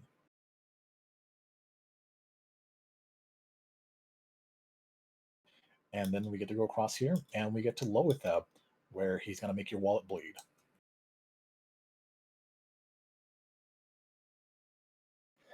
And so for Cthulhu, 2 major mechanics of this fight. Healing spells, you can only cast 1 healing spell every minute, and so it's really important we keep those coordinated with our healers, so that way maintain staying alive, and we have AoE heals for the rest of the raid. Greater shadow protection pots, bandages, tubers, health potions, health stones, all this is going to be your friends for the fight. And so there's a very specific sequence we're going to follow for what consumes we pop. As long as people follow those mechanics, they should do fine this fight. The other major mechanic of this fight is during the fight, he's going to spawn little spores in the corners of the room, and they're going to dance across the room. When they die, if 5 people are directly underneath it, they're going to gain a buff, 50% melee crit and 60% spell crit, as well as have your attacks cause 0 threat. And so the general strat is you have your fire mages get the first buffs, so that way they can get some crazy ignites going on. However, it's imperative the ignite drops before you get the buff, because as long as the ignite drops, you're not going to get that threat bonus. But we're going to be rotating groups of 5 out, so that way people are getting the buffs, and people are just going to go full crazy. And so this is kind of a stay alive fight as well as a DPS check. The boss has a little AoE poison around his feet, about like a little 7-yard range. Does 146 nature damage every 6 seconds. Not dangerous, but we'll have Judgment of Light up on the boss to keep melee topped off. But definitely, Warlocks, you're going to be using your Shadow Wards to absorb the damage, and then just greater shadow protection pots and consumes. Just play it carefully, follow the rotation, nuke the boss down, super easy. The big damage that comes from Loatheb is his Impending Doom ability. It's a little dot that ticks down and does 2,500 shadow damage. The longer the fight goes on, the faster that comes out. So for like the first minute and a half, there's very little AoE damage going on, but again, as the fight progresses, that comes out faster and faster. Typically, if the boss is not dead around the 5-minute mark, it's probably going to be a wipe, because there's just too much damage to keep up with. But outside his little poison AoE, it's just really simple fight. Just keep the tank alive and get your buffs and go ham, because you get a bunch of crit, no threat. Any questions? We're just going to kill this guy because the Wrath version is a bastardization of the previous version. So you said we should drop the ignite and then stand in the spore cloud?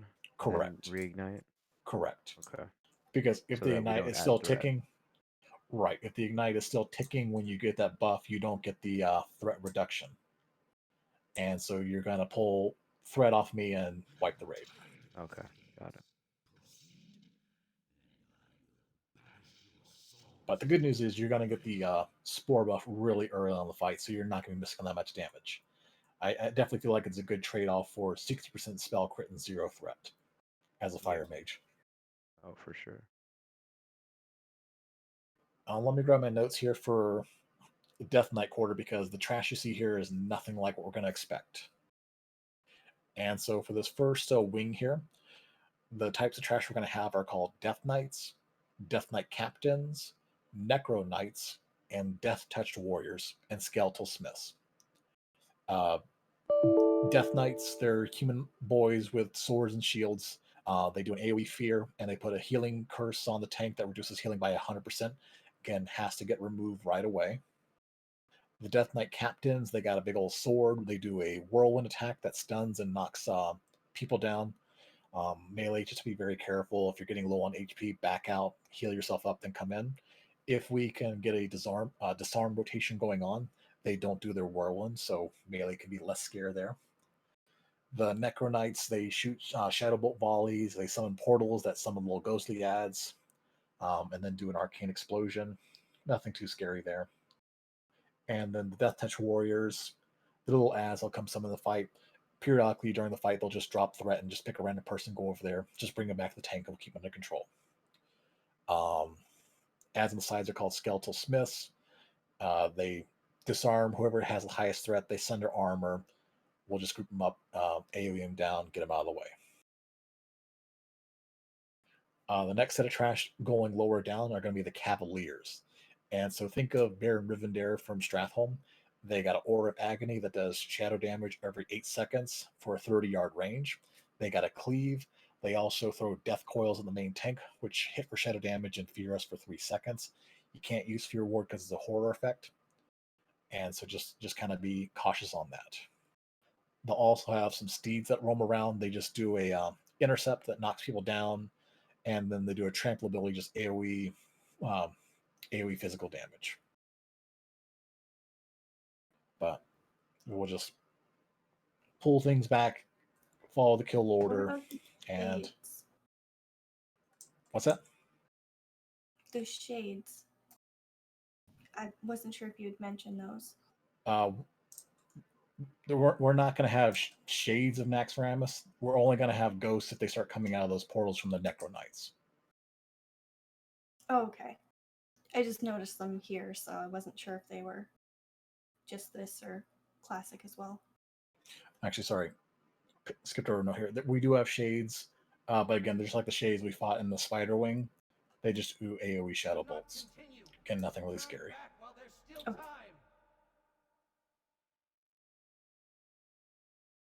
We should just turn back. He just told us.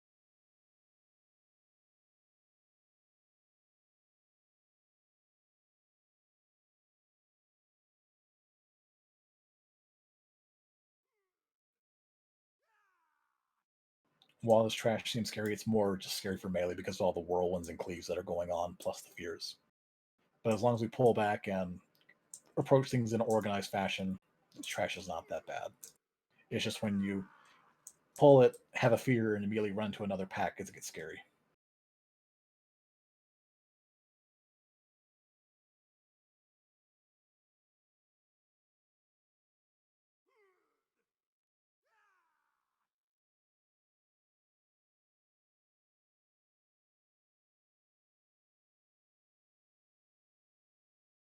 And so here's where it gets a little scary with the Cavaliers that are going around. And so pulling things up the stairs, getting them down.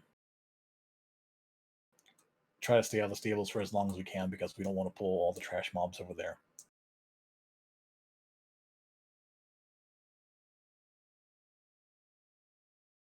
And then over here in this corner, we'll have our little boy we talked to about getting those frost resist recipes. And so get our crafters that are exalted over there so they can get those recipes. And then we have our first boss of Death Knight quarter with Razuvious. And so his fight's going to look exactly like this. It's going to be the 4 understudies, and he's going to pad around all of them. And so this fight is all on the priests. because priests are going to mind control the understudies. The understudies, they have 3 main abilities. That's taunt, shield wall, and attack. And so we're going to have a designated rotation of mind controls with the priests. And so we'll have the first MC go on one of the Death Knights. That understudy is going to go over to Razuvious. He's going to hit taunt, hit shield wall, and start spamming the attack button.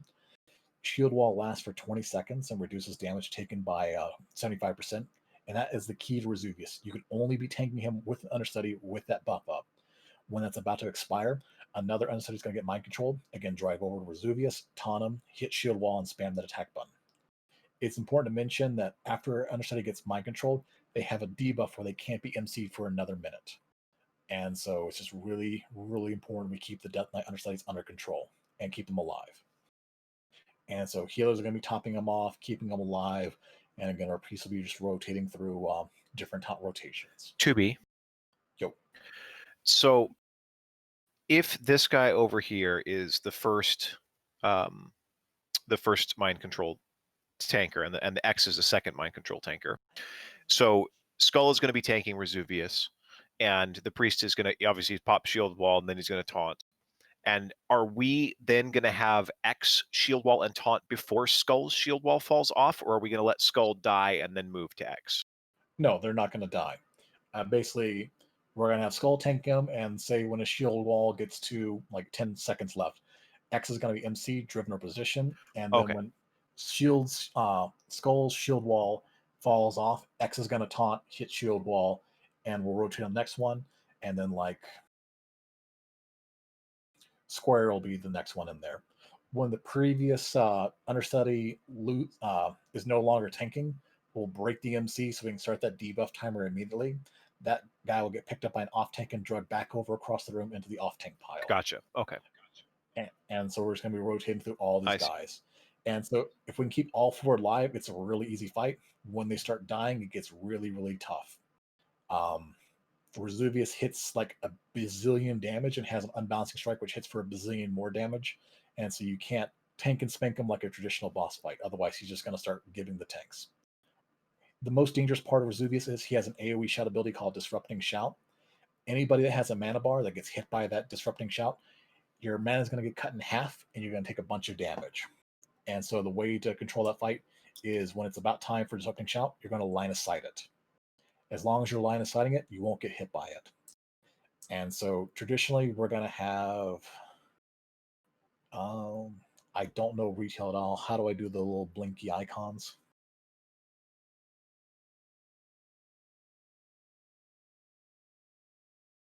Shrum, were you doing them earlier? And the glowy stuff on the ground, the icons?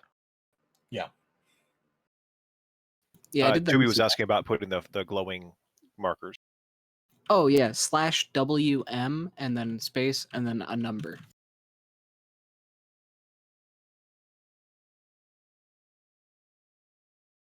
Okay. Hang on, guys. Okay, guys.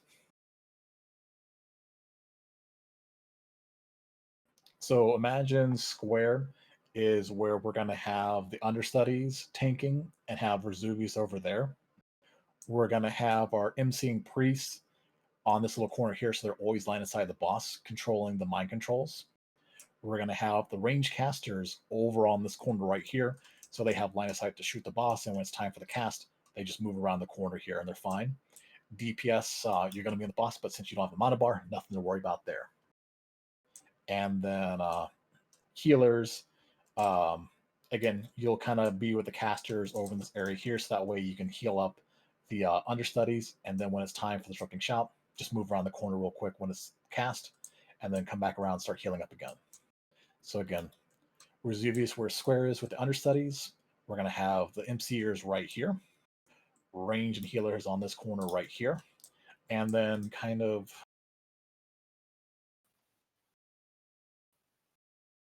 where Circle is, that's where we're going to have off tanks holding the understudies, so they're in line of sight of the MCing priest, and we're going to be just driving them back and forth between those locations. And the whole time melee is just wailing on Vesuvius, right? Exactly. Must be nice. I mean, as long as you're not a Ret Paladin, you got nothing to worry about since you don't have a mana bar. Paladins don't have mana usually anyways. What's the cooldown on his shout? Like every 25 seconds. And does it have a cast time, or is it like? There's no cast time. There's going to be a DB warning. So when it's time for his destructing shout, or just a couple seconds too, just make sure you line of sight real quick. Okay. And that's basically the entire fight.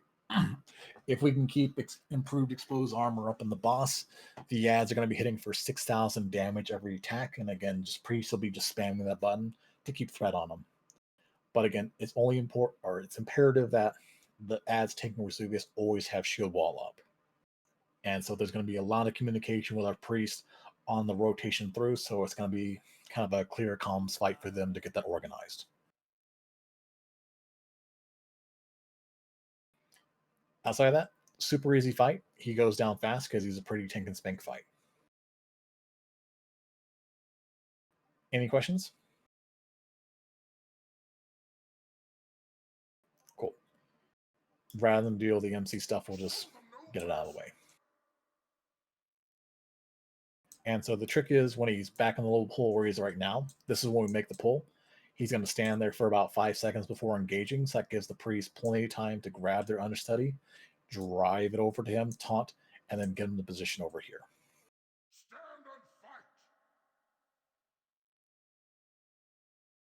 And so again, shield wall, taunt, or taunt and shield wall immediately after, and then just spam the heck out of that attack button.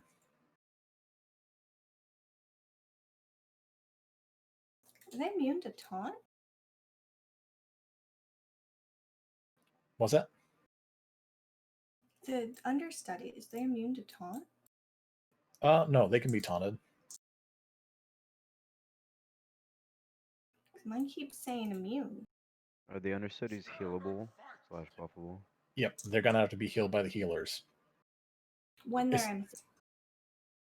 Correct. I mean, otherwise, if they're an enemy, you obviously can't heal them.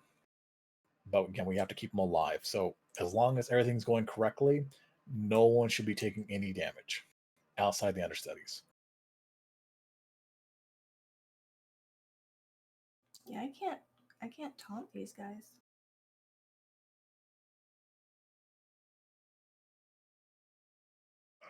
Their taunts do have a 1 minute cooldown, so it's really important. Again, when they taunt, they get the shield wall up and they start spamming that attack button. Otherwise, if they lose aggro, then we have to rotate another understudy, and it's going to make things a little dicey. Is the taunt subject to spell hit and possibly missing? No, it basically always lands. I've never. Do they ever used to have crystals? That was in Wrath. Okay. That was in Wrath. But yeah, never in my time have I ever seen a taunt resist.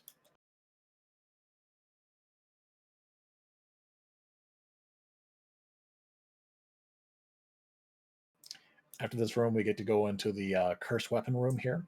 And so there's 3 types of weapons. There's the staves. They do an arcane explosion. They polymorph people. Super easy. Axes, they do a whirlwind. They do sweeping strikes. So they're going to hit nearby targets for bonus damage. And they do a mortal strike. Likely we're going to have 2 tanks per axe, just to be able to soak the sweeping strike and taunt off if the healing gets to be too much with the mortal strike debuff. And then there's swords. They do a cleave, and they also do a thrash. Nothing super scary there. It's definitely going to be a sword and board kind of room for the axes and for the swords, at least. But generally, we'll come in here, hug the left wall, and try to make as few pulls as possible. Oh yeah, and the staffs, they frost nova.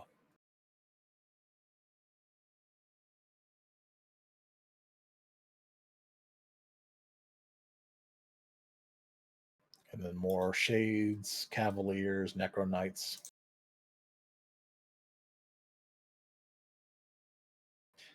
And then we get to move on to Gothik, the endurance event.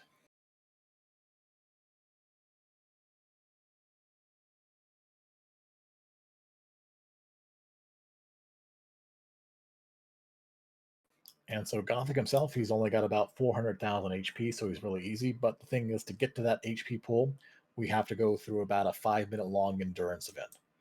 And so we're going to have the raid broken into two groups. One is on the living side, which is this left side here. And the other part of the group is going to be on the right side here, which is the undead side. On the left-hand side, it's mostly going to be casters. And then on the right-hand side, it's going to be mostly melee because the undead mobs up here are basically immune to magic damage. And so the whole gimmick of this fight is on this left-hand side here, where these three platforms are. We're going to have three types of ads that are going to spawn. And that's going to be trainees, it's going to be death knights, and it's going to be riders.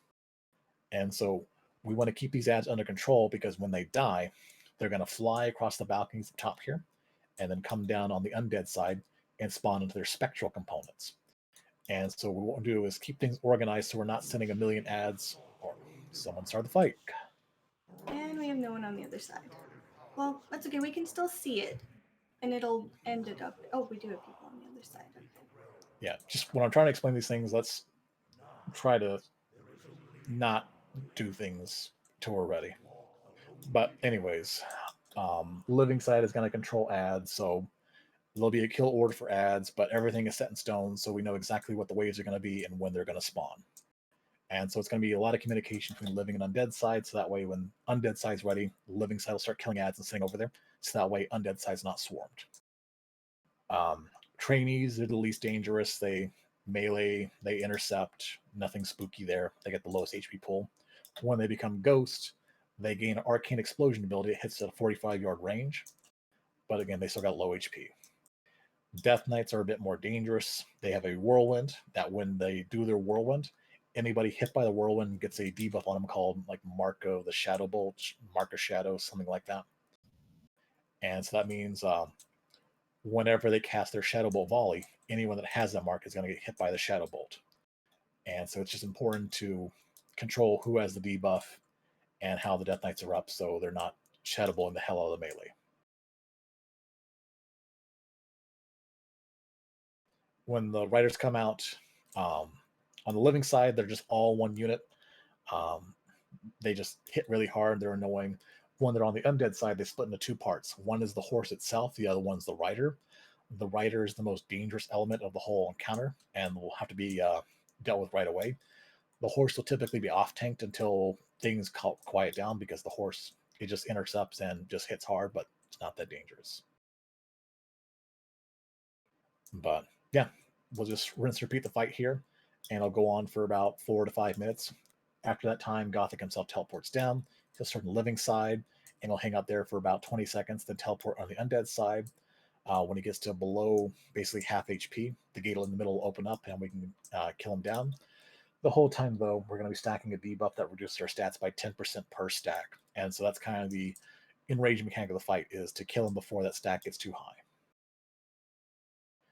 Basically, as long as you can keep the ads in control and have no ads or very few ads when he comes down, the fight's easy.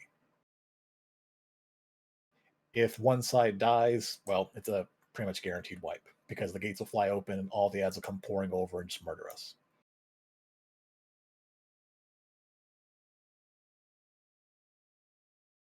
Any questions?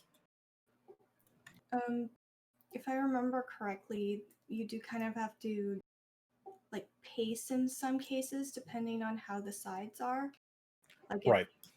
Yeah, life side it can't kill too fast. Right, that's what I was saying earlier. Again, it's going to be communication between the living and undead side. So again, undead side has to say, okay, we're ready for next set of ads, and living side will kill a couple and send them over. Living side just can't go full zug and kill their ads, otherwise they're all going to spawn on undead side and murder them. The undead side is typically the harder side, whereas the living side is a little bit easier because on the living side, because they can be affected by magic damage, you can shackle them. So you can have CC there. On the undead side, they can be stunned, so rogues pop those cheap shots, those kidney shots, all that good stuff. This would be another good place maybe for Argent Dawn trinket, at least for the other side. Possibly.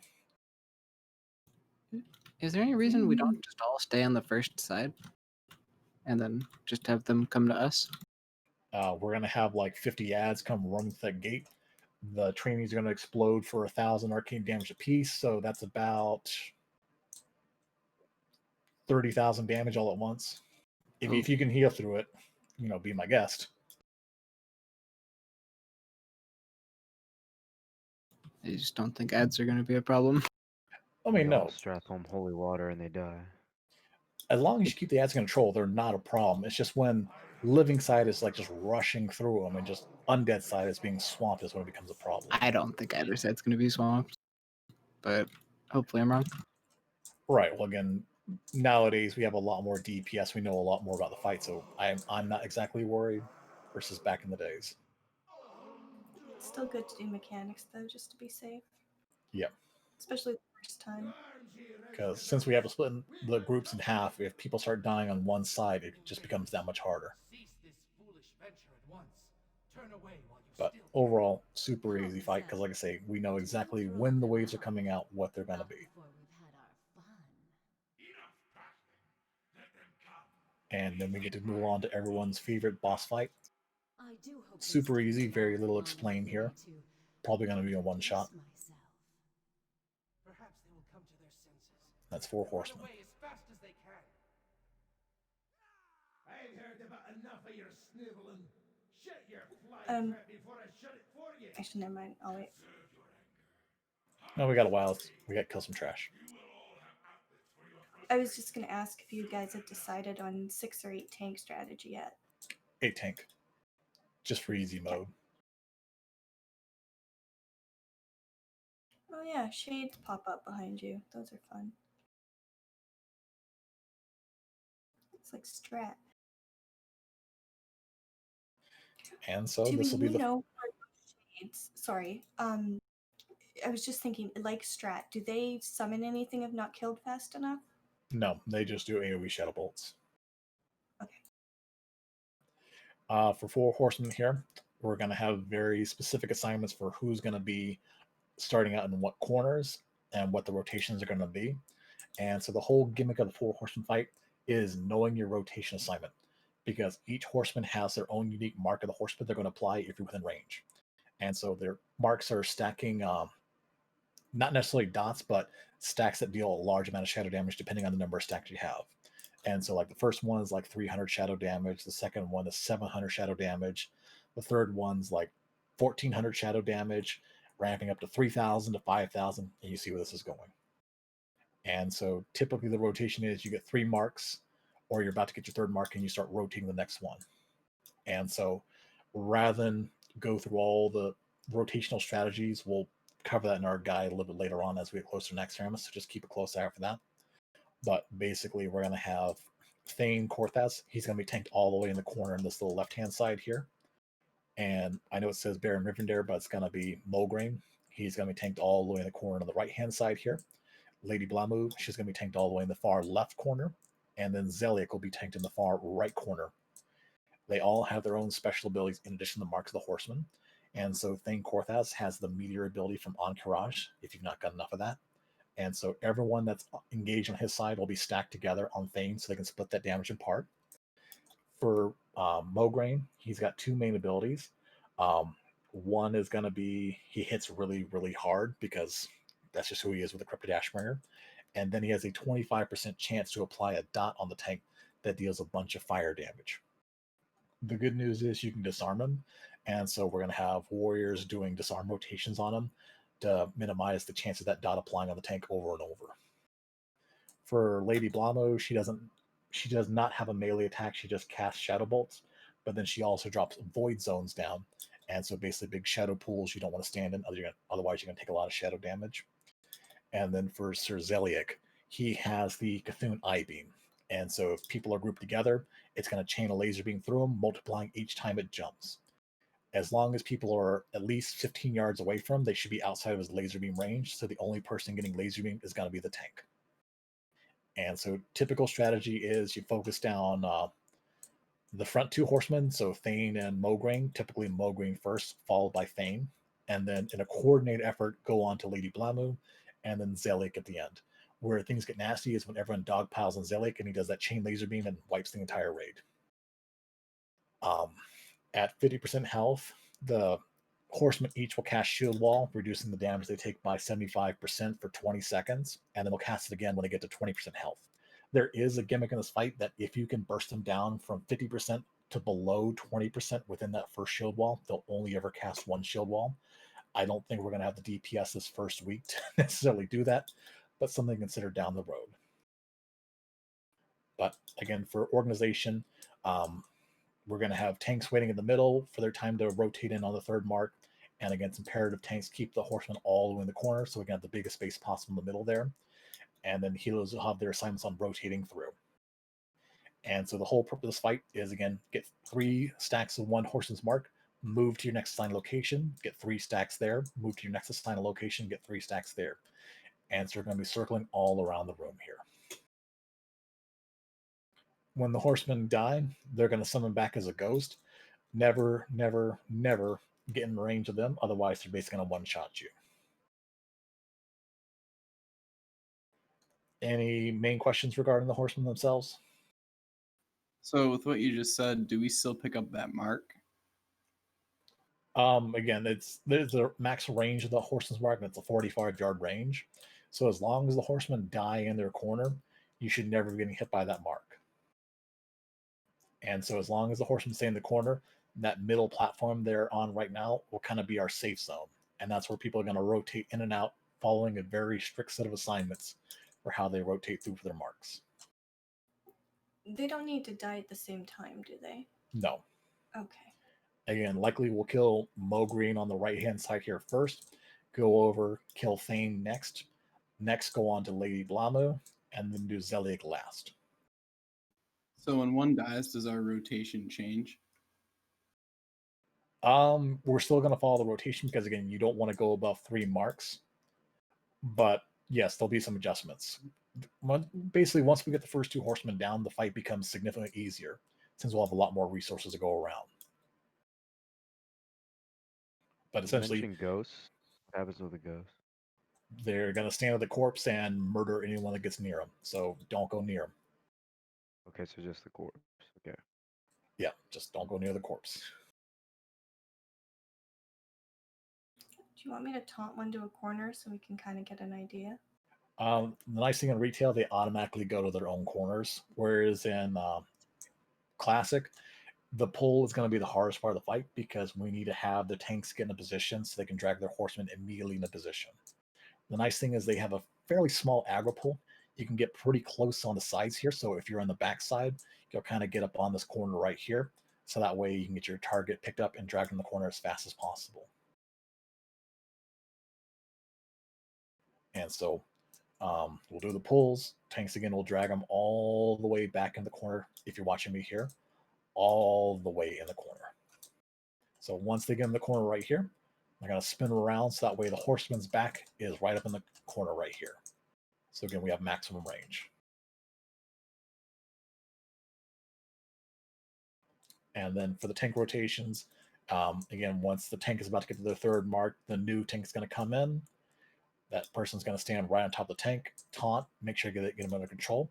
And that tank that was previously tanking that one's going to move to the center platform to drop their stacks before rotating over to the next one. And that's all the fight is, just rotating and controlling your stacks. There is a mechanic with the horseman marks that every time you take a stack of the horseman's marks, you get 50% of your threat reduced against that boss. So that can almost kind of be a mechanic to force a tank transition, but taunts will be the main thing for the tanks for controlling this fight. And so definitely bring greater shadow protection pots, because if you're in danger of taking a 4th mark or possibly even a 5th mark, a shadow protection pot is going to do more to save your life than a health pot.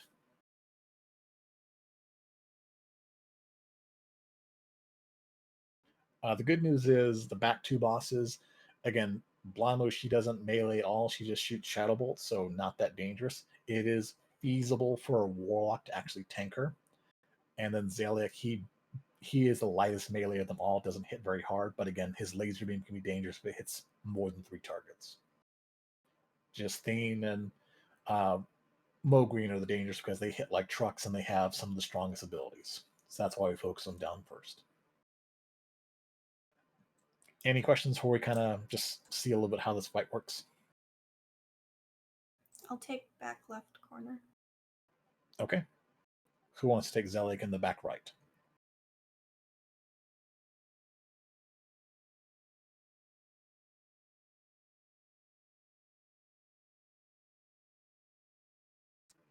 Okay.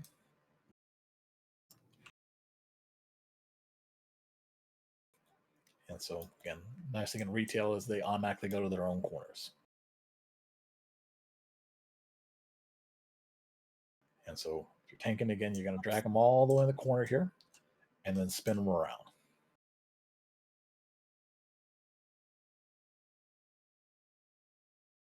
And so the first mark went out. Sorry, I accidentally hit her and she just melted. More like 3 horsemen, huh? And the second mark just went out. The nice thing, these marks all occur at the same time, so we're all going to be rotating together.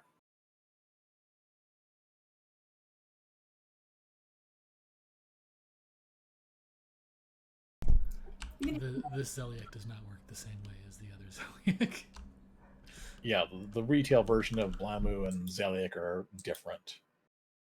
Because I think Zeliek, he just tosses holy laser frisbees instead of shooting the laser beam. But And there's not an issue having one mark from each one, right? Like you could have one from each, but it only affects you on the one you're close to. Each mark is a damage over time. Well, it's not a damage over time, it's just a burst of damage. Okay. So again, the first mark is like 300 damage, the second mark is 700 damage, the fourth mark is like 1700 damage, but it's when you get to the fourth and fifth, it goes like 3000 and then 5000 damage. Healers, they're going to have so much moving around to do, they have to really stay focused on the tanks and just occasionally like giving you like a renew or rejuvenation, some kind of hot. And that's why I say greater shadow protection pots are going to do more to save you. If you're not currently in rotation in this middle platform here, pop a bandage, pop a tuber, do your part to help minimize the healing requirements. And then once we get this easy peasy encounter done, we go back to the middle, and then it's time to go on to the Frostwing. And so on the original version, once you touch this middle platform here, it automatically teleports you up. It is a one-way trip, so once you teleport up, you are there until you take a portal or Hearthstone out. For retail, we have this lovely orb here that has a delay until you can click on it again.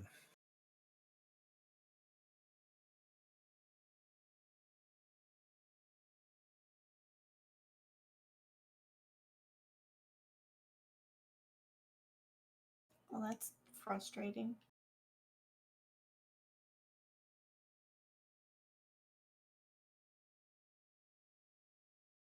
And so basically say once we down 4 horsemen, it's immediately going to teleport us right into the Frostwing.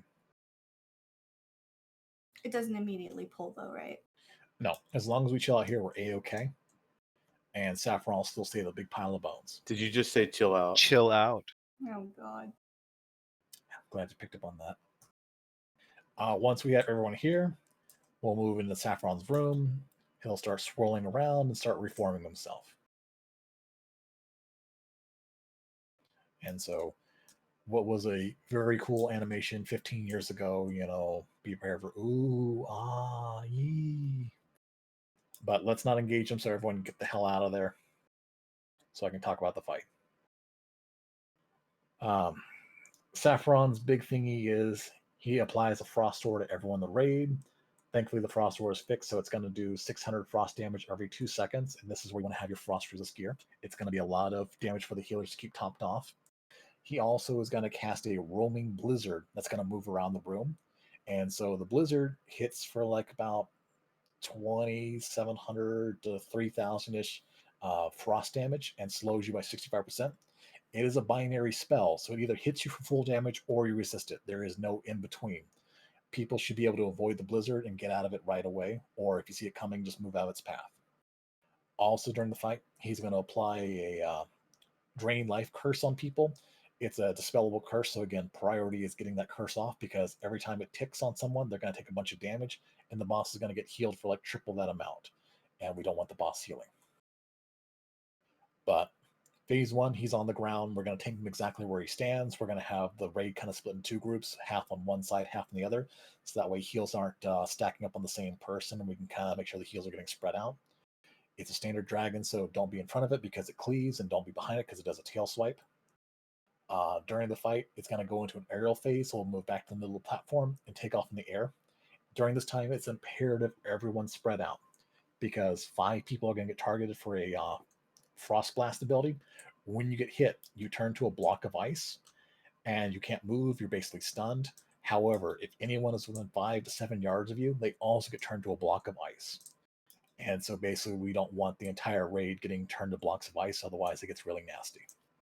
Once the 5 frost bolts go out and 5 people get turned to blocks of ice, move immediately to the closest person to move immediately to the closest block of ice near you and line of sight the middle of the room, because Sapphiron's going to basically drop a giant frost bomb in the middle of the room. If you're not line of sight that bomb when it goes off, it's going to hit you for about 14,000 frost damage, meaning you're probably going to die. When the frost bomb goes off, the people that are frozen will get broken out, and Sapphiron will land. We go back into a phase 1. It's imperative we keep the people topped off in the frost blocks, because if they die, the ice block falls apart, and if you're hiding behind it, well, you're probably going to die. Biggest part of this fight is just managing the amount of frost damage going on, avoiding as much damage as possible, and just executing it properly.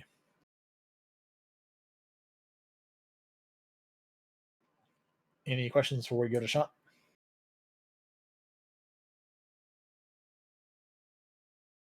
Cool.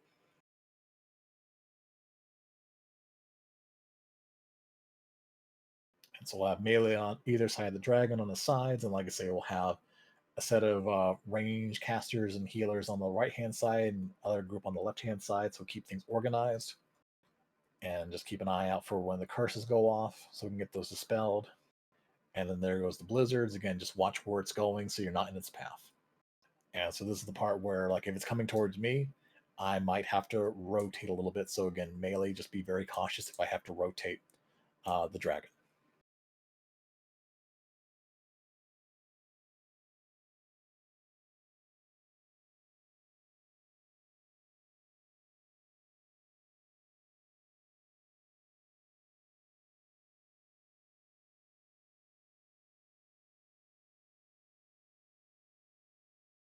And then air phase.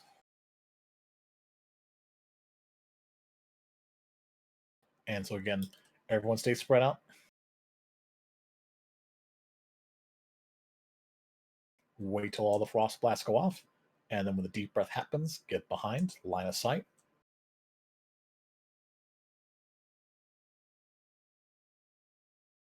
Explosion. Move back to your respective sides. Tank moves back to the position. And rinse and repeat. I'm really confused how I died when I was right behind an ice block. The trick ice block. Oh, you jackass. That's good. Is life drain part of it too? Yep. Again, that's the thing that has to get dispelled immediately. Otherwise, it's going to heal the boss for a truckload, as well as deal a lot of damage. If you can move through the ice block, it's not a real ice block. I wasn't pushed up against it, so I didn't know. If you can see through the ice block, it's not a real ice block. That's messed up. Respec to trick people who aren't paying attention. But yeah, this is basically the Sapphiron fight. He's a dragon. He hits really hard, so healers are going to just be tax their limits. So again, everyone has to do their part to avoid taking as much damage as possible.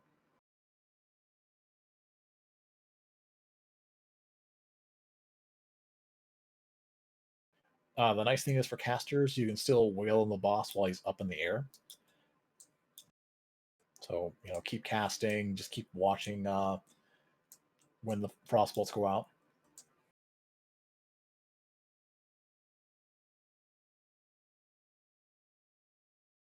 But just make sure you line of sight before that frost bomb hits the ground.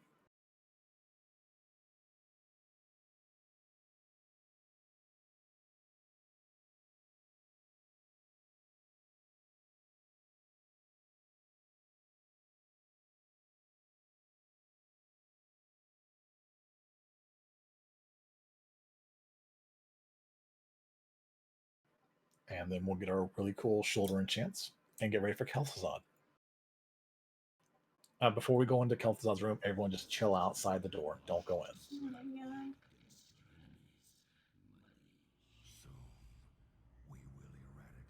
And so Kel'Thuzad is going to be a lovely three-phase fight that's going to last a long time, so people got to be ready for the long haul. For phase one, we're going to move together as a group into the room here, and so there's going to be kind of a big green circle on the floor. We're going to move all together and park on that big green circle and stay there. Around the room, there's going to be a bunch of zombies, abominations, all kinds of stuff spawn, and it's imperative people stay there. And so for phase one, it's basically a survival event of dealing with these trash mobs. There's three kinds of mobs we're going to deal with. There's a soldier of the frozen waste. They've got like 2,000 HP. If they touch any person, they're going to explode for shadow damage and launch you across the room, and you've probably wiped the raid. Hunters will be on those. The next one's going to be abominations, big hulking dudes. They're going to get picked up by tanks faced away. They do a stacking debuff on the tank that reduces healing by 10%. Melee is going to go on those guys and get them down and keep them stunned likely. The last one is going to be the Banshees. And so they're going to slowly float towards the middle of the room. They're going to pick a target. If they reach that target, they're going to do a big AoE screen that's going to launch you across the room and mostly murder the raid. Phase one is all about staying in that circle and just dealing with the ads because they're going to come faster and faster and faster. So hunters will be spinning around, shooting down the skeletons. Don't send your pet in, because if you send your pet in and you misfire and it pulls a bunch of those trash mobs in the corner, we're going to wipe. So please don't do that. And so just coordinating, keeping the skeletons in control, range focusing on the banshees, get them down, and melee just bursting down those abominations. After that goes on for about 2.5 minutes, we'll go on to phase two. At that point, we'll be done with all the ads, but if there's any still alive, we'll clean those up. We'll go on to Kel'Thuzad. And so Kel'Thuzad has some fun abilities. And so for his abilities, he has two types of frost bolts. One is a single target frost bolt that has a 2-second cast that deals 10,000 damage to the main tank. This spell has to be interrupted, so for melee, it is imperative you look at the cast time for the frost bolt, because if it's 2 seconds, you have to interrupt it. The second frost bolt is an AoE frost bolt volley, and it has a 4-second cast time that cannot be interrupted. Hits everyone in the raid for about 3,000 frost damage and slows your movement speed by 4%.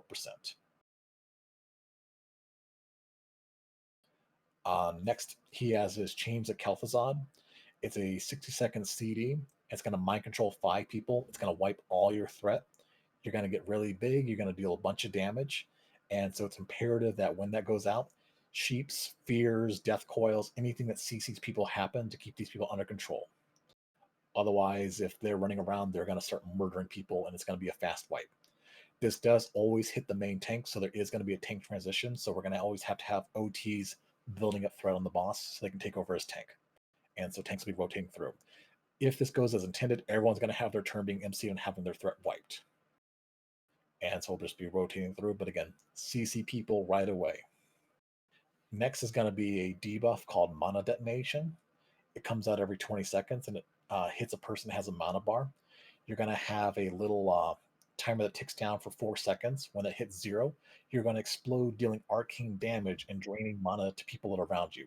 The good news to yourself, you don't take any damage, but if anybody around you gets hit by it, they're going to lose half their mana pool and take double that amount as damage, so you don't want that to happen. Next, he has Shadow Fissure. It's a 10-second CD. It's going to target a few people. Once it gets cast, after 3 seconds, it's going to explode. If you're still standing in that, you're going to take about 100,000 shadow damage. Probably not going to survive. Melee, again, really important you watch your feet. If you see your feet with a evil, swirly shadow thing, get the hell out. Last but not least is Frost Blast. It happens every 30 seconds. And so it's going to hit, I believe, 3 people. It's going to turn into a block of ice. And so when it happens, you're going to take 130% of your maximum health as damage over 5 seconds. This means you have to get some form of heal, otherwise you will die. And so healers have to keep a close eye for who's getting hit by that.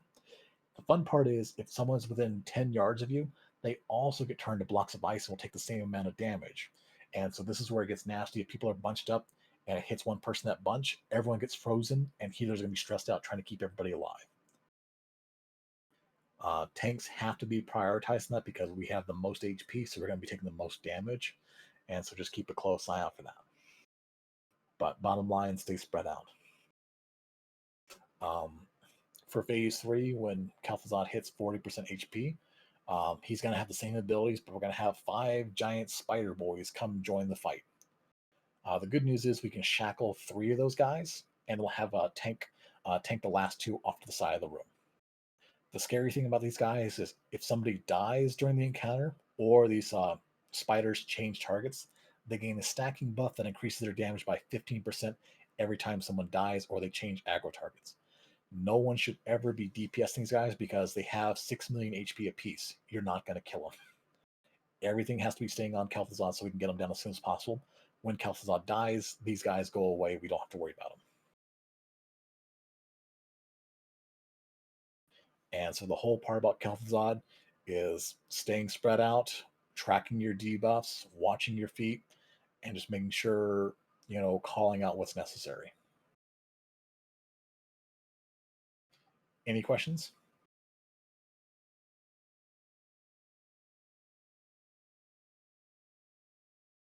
Cool.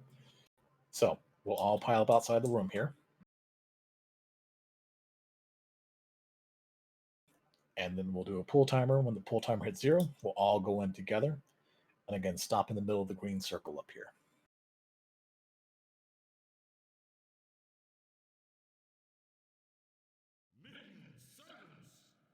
Soldiers of the cold dark, obey the call of Kel'Thuzad. And so it's just important to be watching what ads are coming towards us. So like over here, we got a soldier making its way towards us. So Hunter's going to work on getting that guy down. We got another one incoming. We're going to kill about 130 of these guys, by the way. Just the skeleton boys themselves. We'll kill about 18 abominations and about 17 of the banshees.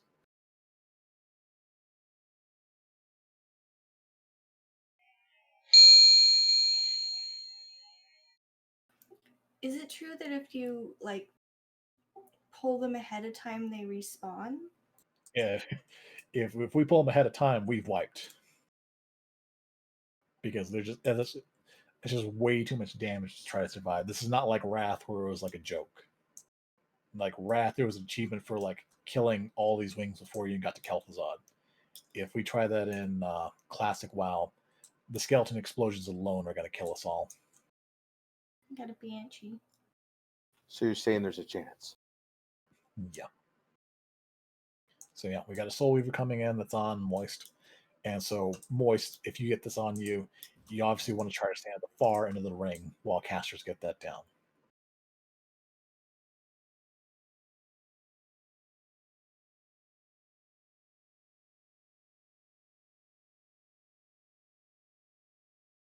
Hunters, it's really important when you're working on these soldiers. Try to avoid multi-shotting because if they're too close to those previous packs, if you multi-shot, you're going to pull the whole group, and again, we're probably going to die. This whole phase 1 revolves around timers, so if we pull a wing early on, it doesn't actually speed up the fight. It actually slows the fight down, and not slowing it down in a good way.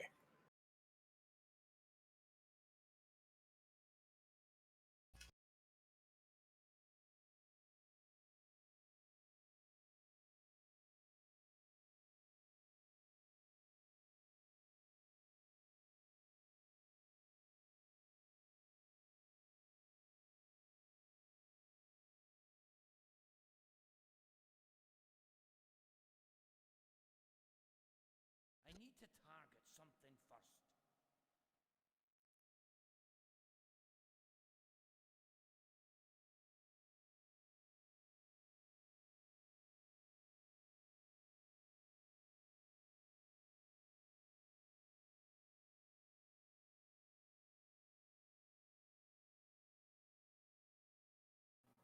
Does DBM have a countdown for this like it does for Noth?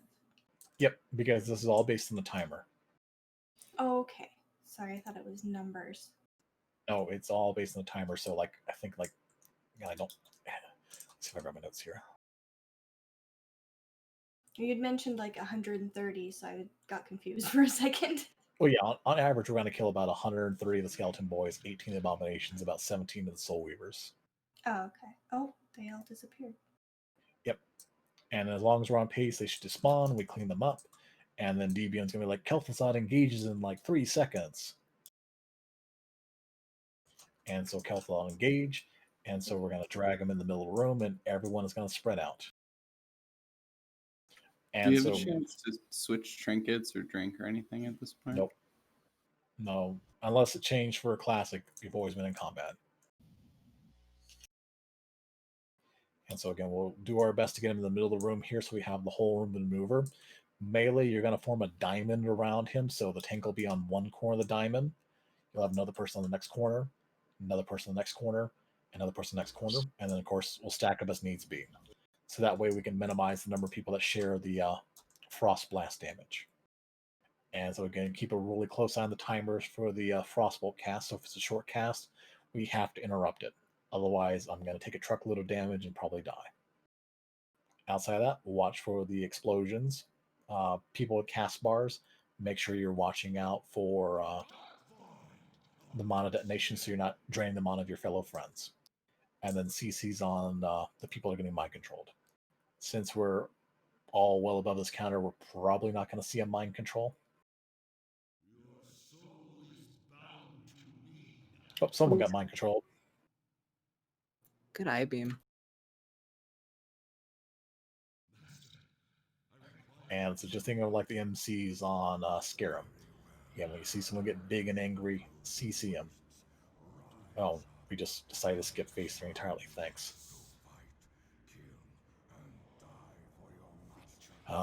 Yeah, normally through these portals in the back of the room, we'd have giant spider boys come stomping in here, and like I say, we'll shackle 3 of them.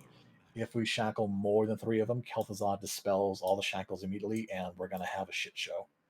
So we'll have priests designated for getting their shackles off, and the 2 remaining ones will get picked up by whatever tank was last MC'd by Kel'Thuzad, because he'll have the lowest threat.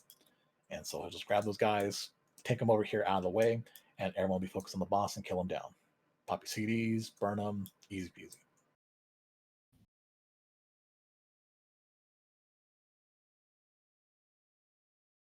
Any last minute questions?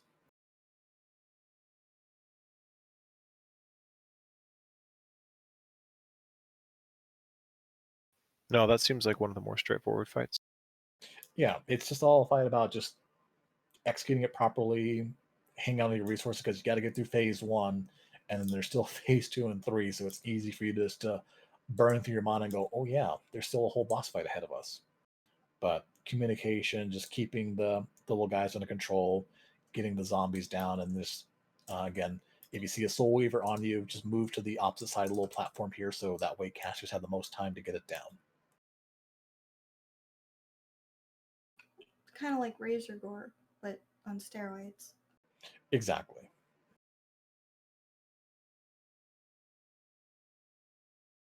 And like I said, we'll clean the fight, clean the ads up, and for phase 2, just drag Kel'Thuzad in the middle here and just follow our assignments. And like I say, spread out is just the most important thing I can stress this fight. Spread out, spread out, spread out.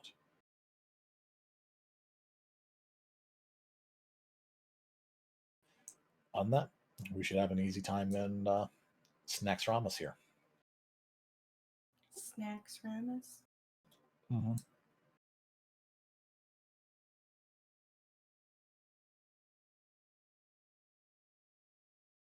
Cool. Thanks for going through all of that.